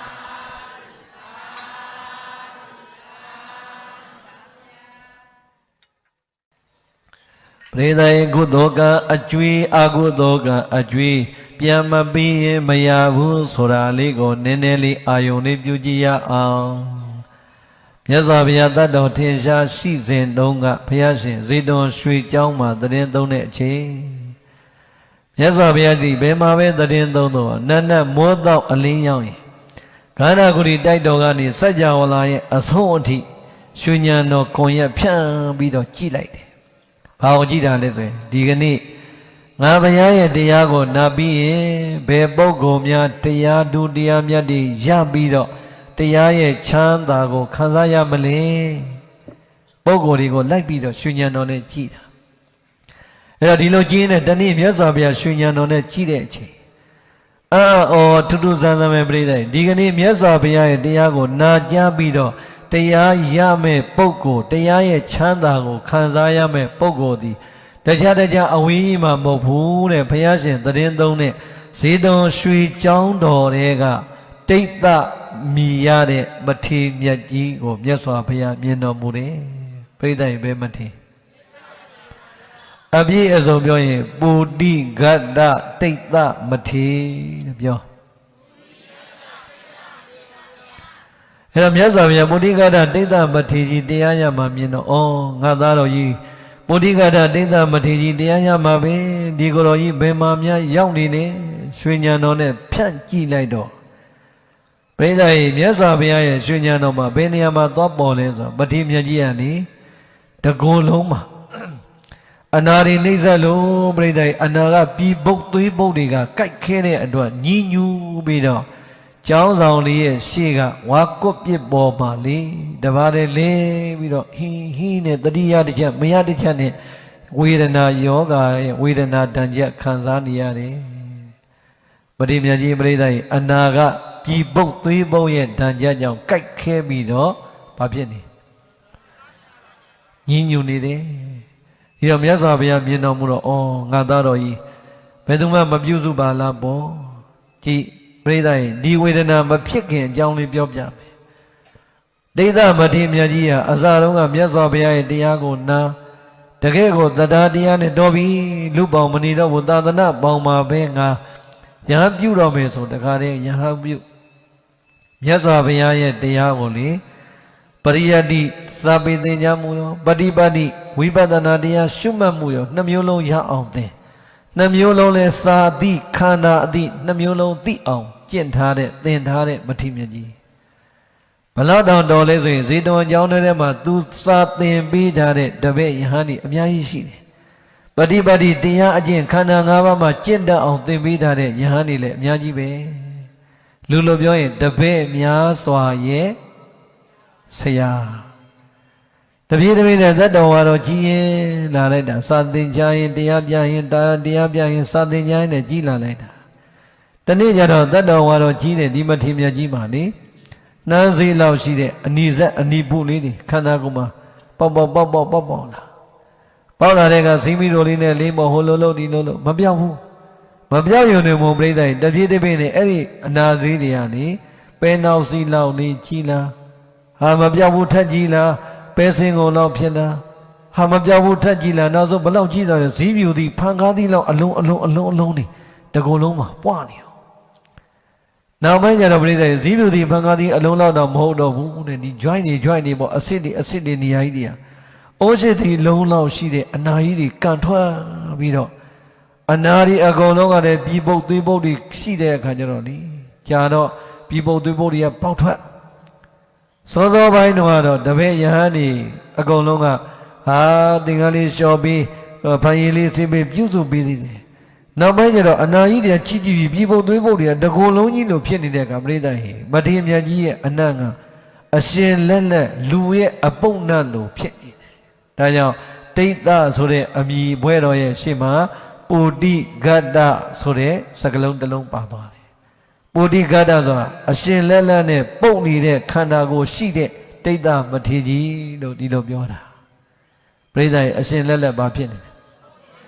အပုံနဲ့ထွက်နေတာအဲ့လိုလူမျိုးလောကမှာတွေ့ဘူးလားမတွေ့ဘူးလားဘုံတွေ့ဘူးတယ်တွေ့ဘူးလိုက်တာမှလေအဲ့ဒီကိုတော်တွေ့လိုက်ဘုံကြီးပဲပြီးခဲ့တဲ့နေ့ကမှဘုံနေပြီးတော့မှကိုယ်တိုင်သွားလူလိုက်တာဒီကဒေါက်တာသောဘကတော့တငယ်ချင်းတွေကအင်တာနက်တင်လိုက်တော့ဟာအဲ့လိုကိုတော်ကြီးရှိလားလို့ငါဘုရားရဲ့စာထဲမှာပဲတွေ့ဘူးတော့ကွာလို့အပြင်မှာကူမှမြင်ဘူးတယ်ပိဿကြီးတကိုယ်လုံးမျက်လုံးလေးပဲကြံတယ်ခေါင်းဆိုလေအဲ့လိုအသဘွားကြီးတွေထွက်ပြီးတော့အဲ့လိုအဖူကြီးတွေဘိုက်ကြီးဆိုရင်ဘိုက်နှလုံးစာကြီးဘုံသွားတဲ့အချိန်မှာအဲ့ဘိုက်ကနေထွက်တဲ့အသဘိုးကြီးကလေဘုံတော့အညာမှာပြားပကြီးအုံကြီးလိုပဲအကုန်လုံးကအဖူးပိန်နေတယ်တခါတည်းညုံမဲတာပဲအဖောင်းကြီးနေအဲ့ဒါခွဲစိတ်တဲ့ဆရာကအဲ့အယူတခါတည်းအပိုးကြီးအကုန်လုံးဖြတ်ချမလိုက်တာဖြတ်ပြီးအဲ့နေရာလေးကိုဆင်းလေးပြီးထားတော့ဩဖယားလက်ထက်ကကြားဘူးတဲ့ဝေဒနာတွေကတကယ်အပြင်မှာရှိတာပဲတော်တော်လေးကိုလေမြတ်စွာဘုရားကိုစိတ်ထဲမှာမှတ်ပြီးဩဘုရားရှင်လက်ထက်ကဝေဒနာတွေကမယုံစရာတွေလို့အပြင်မှာတကယ်ရှိတာပဲဘုံပြီးခဲ့တဲ့နေ့ကမှတွေ့ရတာသွားလူလိုက်သေးတယ်သိန်း136သိန်းလောက်နေသွားလူလိုက်သေးတယ်အခုလည်းအဲ့ဒီကိုတော့2လတစ်ခါကုရတယ်အာယူပြီးပြန်ကုရတာဒါပေမဲ့မလွယ်ပါဘူးတကူလုံးကြီးပဲလေအဲ့တော့ပြောချင်တာမထေရမြတ်ကြီးအဲ့လိုတကူလုံးပုတ်ပြီးတော့နာလာတဲ့အခါကျတော့ဘုရားဆရာသဘာဝပရိသတ်ရဲ့အနတ်မခံနိုင်တာနဲ့ယွန်နာနဲ့တပည့်တွေကမလာကြတော့မလာရဲ့အခါကျတော့မထေရမြတ်ကြီးပြည်ပုတ်သွေးပုတ်ဖယ်ရှားပေးမဲ့တပည့်မရှိဆေးတိုက်မဲ့တပည့်မရှိတော့ကျောင်းရှိကကိုပြစ်လေးပေါ်မှာတပါးတဲ့အဲ့ဒီပြည်ပုတ်သွေးပုတ်ကြိုက်တဲ့ဓာတ်ချက်ကလည်းတခါတလေပရိသတ်အယိုးထိအယိုးပါမကြိုက်ဘူးလားညင်းညူနေတဲ့အချိန်ဘုရားကငါကယ်မဖြစ်မယ်မထေရမြတ်ကြီးရှိတဲ့နေရာဘုရားကတတ်မသွားဘူးသံဃာတွေနေတဲ့ကျောင်းဆောင်တွေရှိရတယ်ဘုရားတပြေးဈဉ္ဉံကြွားပြီးမှန်မှန်လေးလှမ်းကြွရင်းနဲ့သွားတော့ဘုရားရှင်ကိုတော်မြတ်ကြွလာတယ်ဆိုကိုတော်ဒီတဲ့နောက်ကနေထွက်ပြီးတော့လိုက်ပြီးတော့ကတော်ရဲ့နောက်ကလိုက်ကြတာပေါ့လေလိုက်ရင်နဲ့ပုရိကတ္တဒိဋ္ဌမထေရမြတ်ကြီးလင်းလျောင်းနေတဲ့အဲ့ဒီနေရာနဲ့ရောက်မြတ်စွာဘုရားကဩခါသားတော်ကြီးဟိုကြည့်ပါဦးအနာယောဂတွေနှိမ့်ဆက်ခံရတာဘယ်သူမှပြုစုမပေးဘူးကဲငါပြုစုမယ်ဆိုမြတ်စွာဘုရားကဘာလုပ်လဲပုရိကတ္တဒိဋ္ဌမထေရနာထားပြီးမိနစ်ကုတ်တဲ့သွားမိဘတွေပြင်ထင်းနေကိုင်းဘာကိုင်းဆိုဘုရားရှင်ကိုတော်မြတ်ကိုယ်တိုင်မိမွေးပြီးထင်းကိုင်းပြီးဆိုကမှလေကျန်တဲ့ကိုတော်တွေရှင်မယားအမိရှိပါဗျာတပည့်တော်တို့လုပ်ပါမယ်ဗျာဘာလုပ်ရမှာလဲဗျာအဲ့ကြမှာမြတ်စွာဘုရားဥဆောင်ပြီးတော့ဟဲ့ချင်းသားတို့မိဘတွေမွေးရရင်နွေးအိုးကြီးတွေတဲစားရင်နွေးအိုးကြီးတွေတဲစားစကားရင်နွေးအိုးတွေတဲခိုင်းရင်နွေးအိုးကြီးတွေပေါ့ဆူတော်လေးအဲ့ထက်မှာတရက်ခေါက်တွေထည့်ပြုတ်ပြီးတော့တော်တော်လေးပွက်ဆူပြီးလဲဆိုရောဘုရားရှင်ကပုရိကတ္တဒိဋ္ဌမထေရမြတ်ကြီးရဲ့ဘီနာကိုကိုယ်တိုင်ကြွတာနော်တဆင့်ခိုင်းတာမဟုတ်ဘူးမထေရမြတ်ကြီးရဲ့ဒီအပေါ်သင်္ကန်းပေါ့အပေါ်ရောဧကတိသင်္ကန်းလေးကိုဘုရားရှင်ကိုယ်တိုင်ဖယ်ချက်သားတို့အဲ့ဒီသင်္ကန်းမှာပြည်ပုတ်သွေးပုတ်တွေအများကြီးပိုးတွေလည်းရှိနေမယ်အဲ့ဒါကိုမင်းတို့တရက်ခေါက်နဲ့ပြုတ်ထားတဲ့အိုးထဲမှာထည့်ပြုတ်တကြက်ကုန်တကြက်ပြပရိသတ်ရေပြည်တွေလည်းရောင်ပြည်တွေသွေးတွေလည်းပြောင်းသိခေါက်ရောင်လည်းသိုးပြီးသားဖြစ်အောင်ဒီကတည်းပြုတ်ခိုင်းပြီးတော့နောက်ပွက်တဲ့ရင်နွေးအိုးတွေကရင်နွေးနဲ့သင်္ကန်းစားတွေယူပြီးတော့ဘုရားရှင်နဲ့တန်ဃာတွေဘာလုပ်လဲမထေရမြတ်ကြီးရဲ့အပေါ်ပိုင်းခန္ဓာကိုယ်မှာပေါက်နေတဲ့ကုသကအနာကြီးတွေကထွက်တဲ့ပြည်ပုတ်သွေးပုတ်တွေကိုလေကိုခေတ်လို့ပြောရင်ဘာလုပ်ပေးလဲဖန်ရည်ဆေးပေးတာရင်နွေးနဲ့ပြိဿရဲ့ရင်နွေးနဲ့ပြောင်းစီတော့တပြေးနဲ့ပြိဿရဲ့ဘလောက်ကြာသွားလဲဆိုရင်ခန္ဓာကိုယ်ရဲ့အပေါ်ပိုင်းမှာရှိတဲ့ပြည်ပုတ်သွေးပုတ်တွေကဘလောက်အချိန်ပေးလဲရတယ်ဆိုရင်ပြောင်းသွားရောစောစောလျှော်ထားတဲ့သင်္ကန်းက6သွားပြီ တော်မကြောက်ဘူးလားအဲ့တော့သင်္ကန်း6တော့အပေါ်ယုံသင်္ကန်းလေးနဲ့အပေါ်ကနေပြန်ယုံပြီးအောက်ကသင်္ကန်းကိုချွတ်ခုနကလိုပဲအိုးထဲမှာထည့်ပြုတ်တဲ့ကိုယ်တော်တွေကပြုတ်နေဘုရားရှင်နဲ့တန်ခါတွေကဒီမှာတခါတဲ့အောက်ပိုင်းခန္ဓာကိုယ်ကအနာရောဂါပြီးကိုသွေးပုတ်တွေကို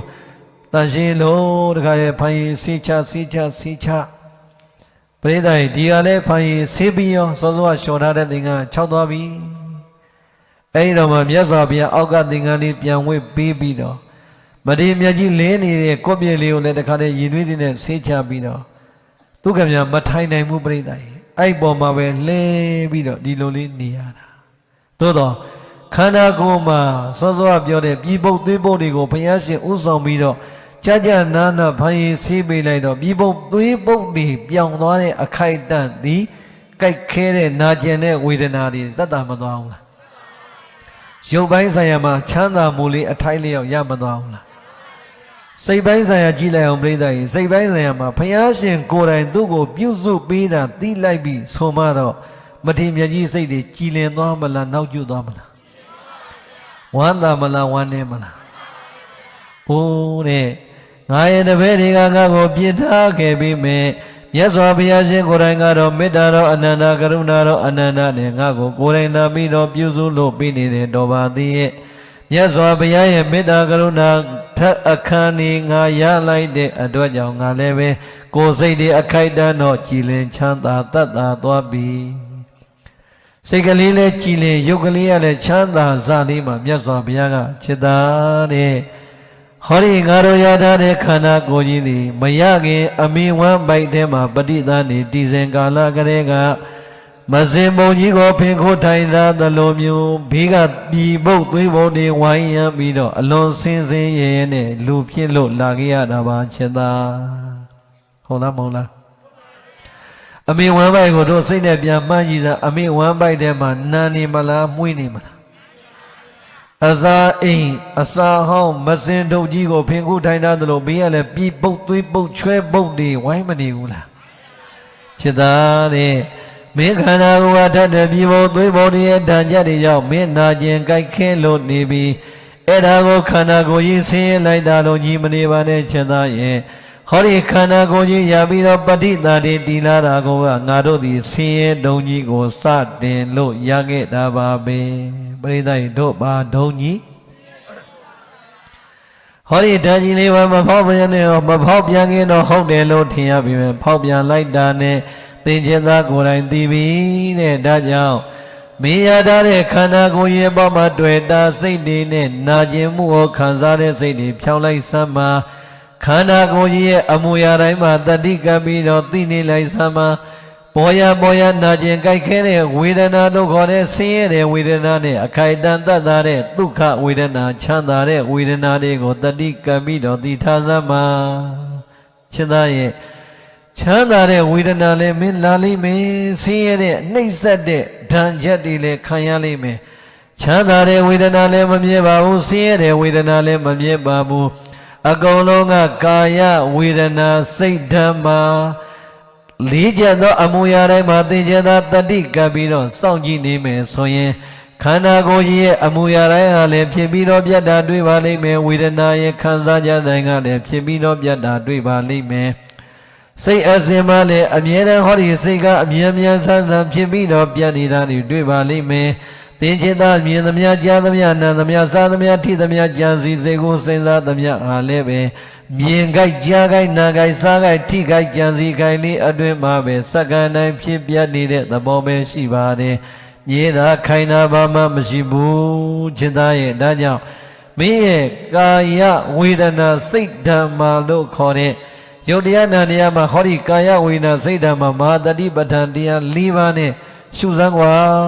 လို့မြတ်စွာဘုရားကနေ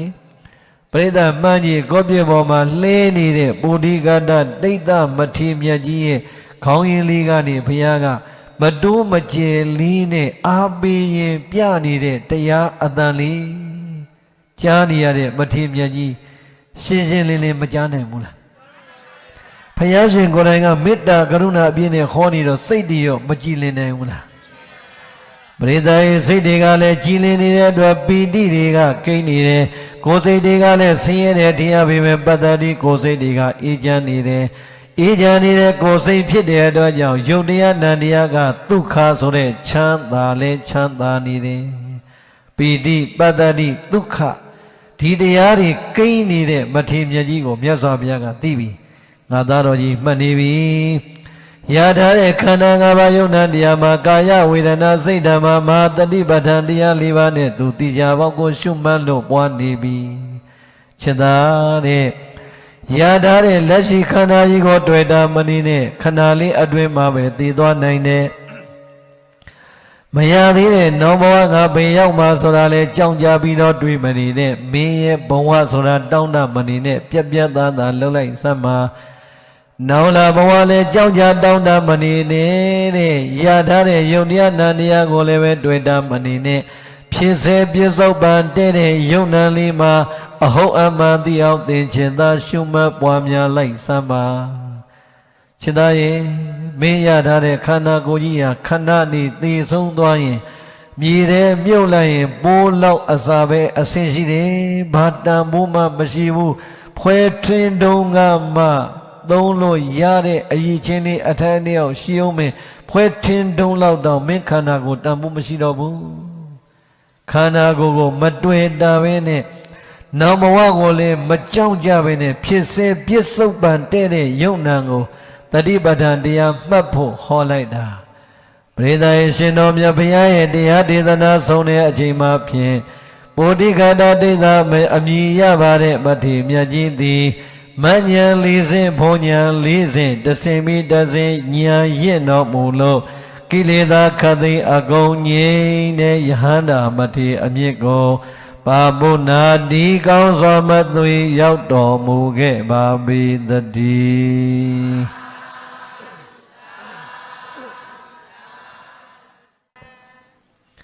ပရိသေပုဒိကတာဒိဋ္ဌမထေရကြီးဘာဖြစ်သွားပြီလဲယန္တာဖြစ်သွားပြီ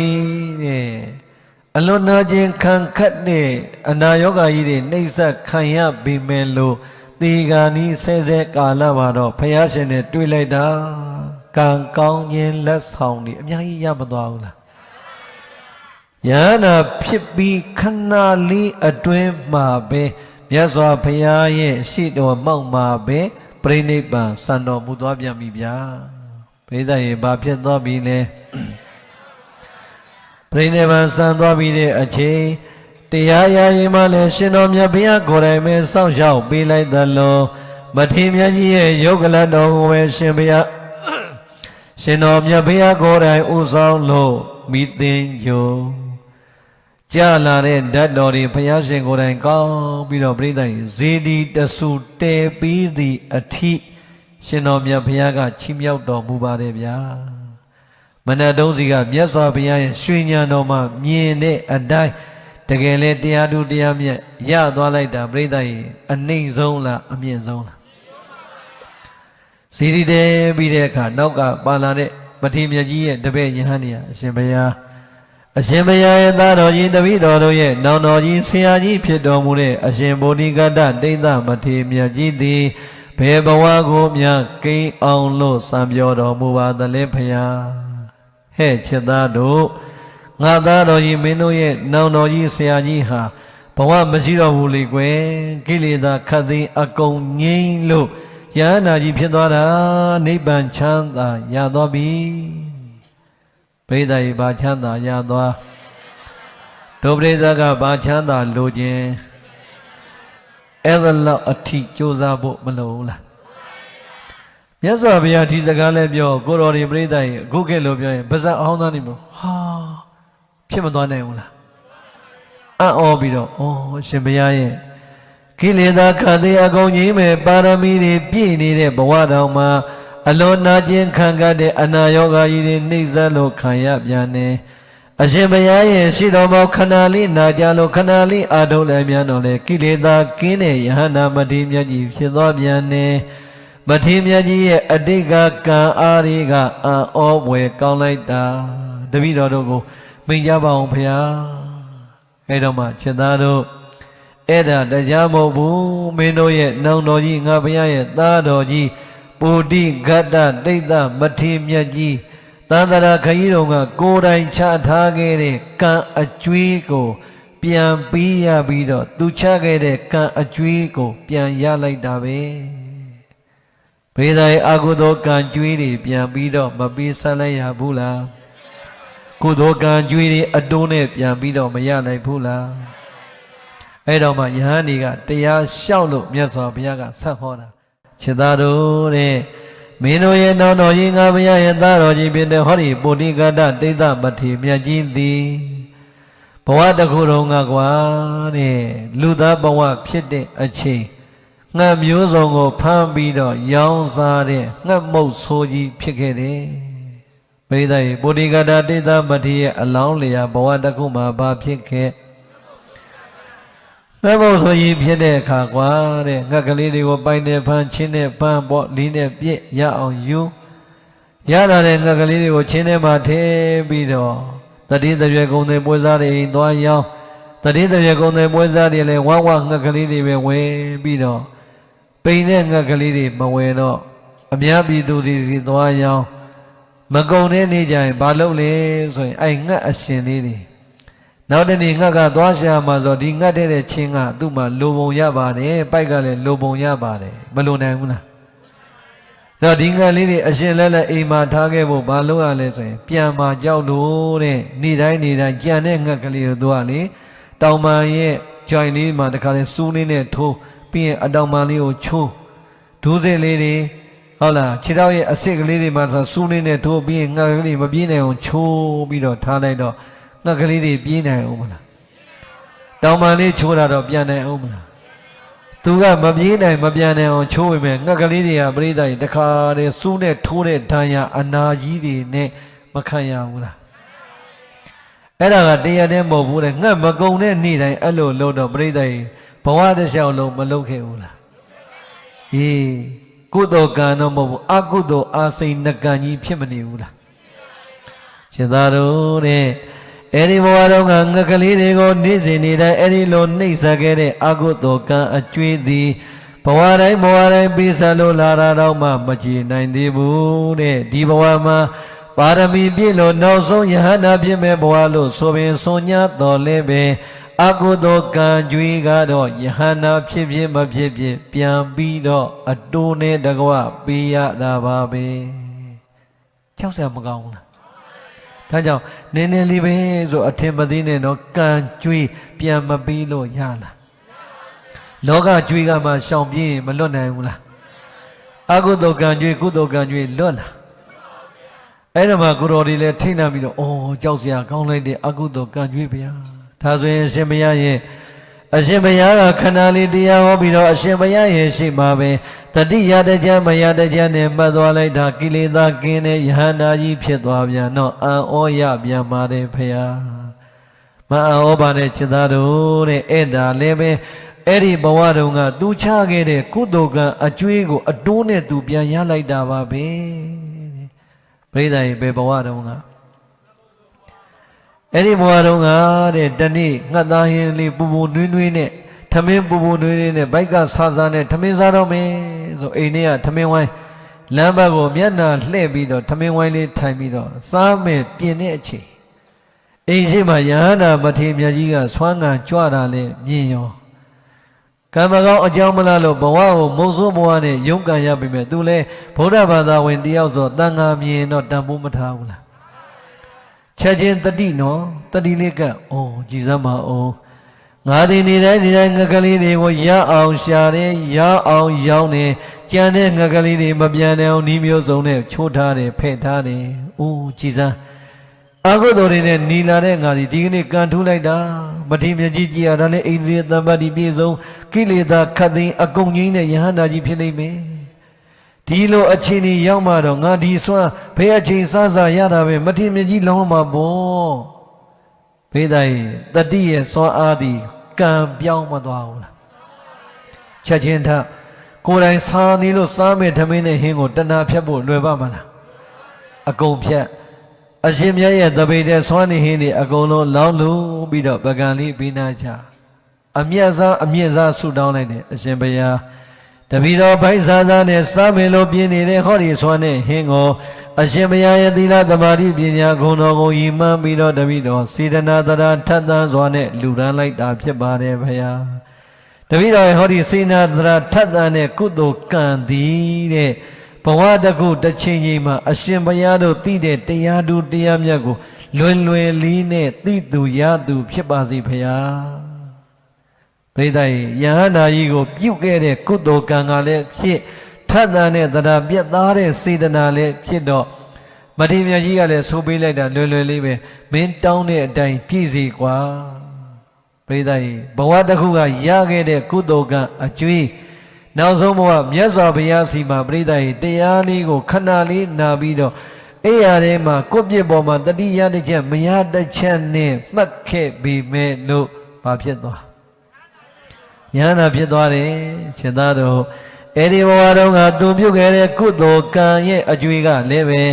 အဒိုးတွေတက်လာသလိုပဲငါဘုရားနဲ့တွေ့တဲ့အချိန်ကြတော့ပရိနိဗ္ဗာန်သံဃာနီငါဘုရားကိုယ်တိုင်တန်ရှင်းပြီလို့အနာယောဂါတွေကတတ်တာခွင့်ရငါဘုရားပေးလိုက်တဲ့တရားတော်တော်လေးကိုတကယ်ကိုယုံကြည်တဲ့တရားတရားနဲ့ကြိုးစားလို့မှတ်လိုက်တာခန္ဓာလေးအတွင်းမှာပဲကုသိုလ်ကအကျွေးတွေအကုန်ပြန်ရပြီးတော့ယဟန္တာအဆင့်ကိုရောက်တော်မူခဲ့တာဖြစ်ပါတယ်နားလည်ပြီလားဒါကြောင့်จิตသားတို့လည်းပဲဘဝတကုသာသနာကြီးနဲ့ကြုံလူဖြစ်ခွင့်ရတဲ့အခိုက်အတန့်လေးမှာဖြင့်ကုသိုလ်ကံကျွေးတွေများများချခဲ့ကြပါအကုသိုလ်ကံကျွေးတွေများများကြီးရှောင်ကြပါလို့မြတ်စွာဘုရားကဟောလိုက်တာအဲ့ဒီတရားနာနေတဲ့မထေရမြတ်တွေတော်တော်များများလဲတရားသူတရားမြတ်ရတဲ့ကိုယ်တော်တွေအများကြီးပေါ်ထွန်းသွားတယ်ပရိသတ်ရေကံကျွေးပြန်မပြီးလို့မရဘူးဆိုတာနားလည်ပြီလားဒါကြောင့်တို့ဓမ္မဆွေတော်မျိုးတော်ပရိသတ်ပေါင်းသူတော်ကောင်းတွေဒီကနေ့ကစကုသိုလ်ကံတွေပြုဖို့ရန်လည်းပဲမနောကမ္မတတိလေးအမြဲကတ်ထားပါ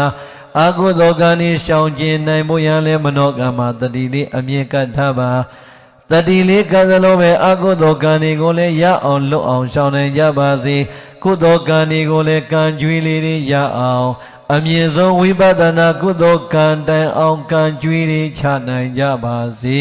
ချခဲ့တဲ့ကံရဲ့အစွမ်းတတိကြောင့်ဒီဘဝလည်းဆင်းရဲမျိုးစုံလွတ်ကင်းလို့ချမ်းသာကြပါစေသန္တရာမှာလည်းပဲလူချမ်းသာနတ်ချမ်းသာကနေနိဗ္ဗာန်ချမ်းသာတိုင်အောင်ချမ်းသာမျိုးစုံလွယ်ကူစွာရကြပါစေကုန်တော့တည်း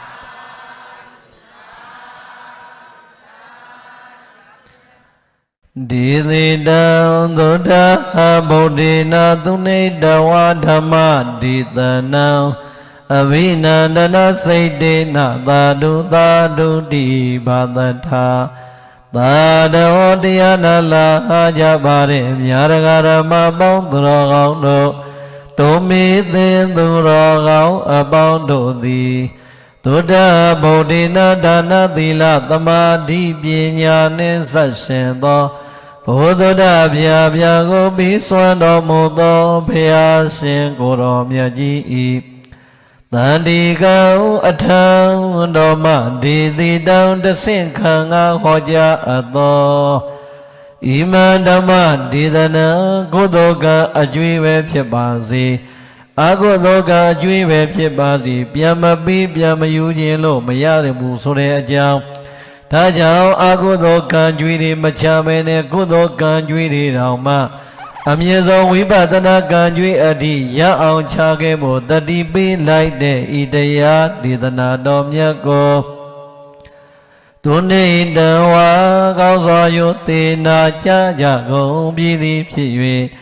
အဝိနန္ဒနာစိတ်တေနာလောနိတရွှင်လန်းဝမ်းမြောက်ဝမ်းသာပီတိဖြာကြကုန်လျက်အဝိနန္ဒနာစိတ်တေနာဟောဒီကိုယ်တော်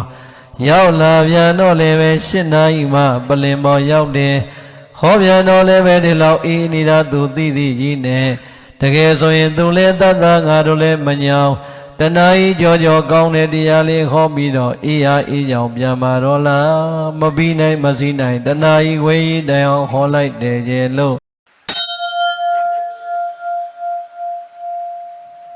သာဓု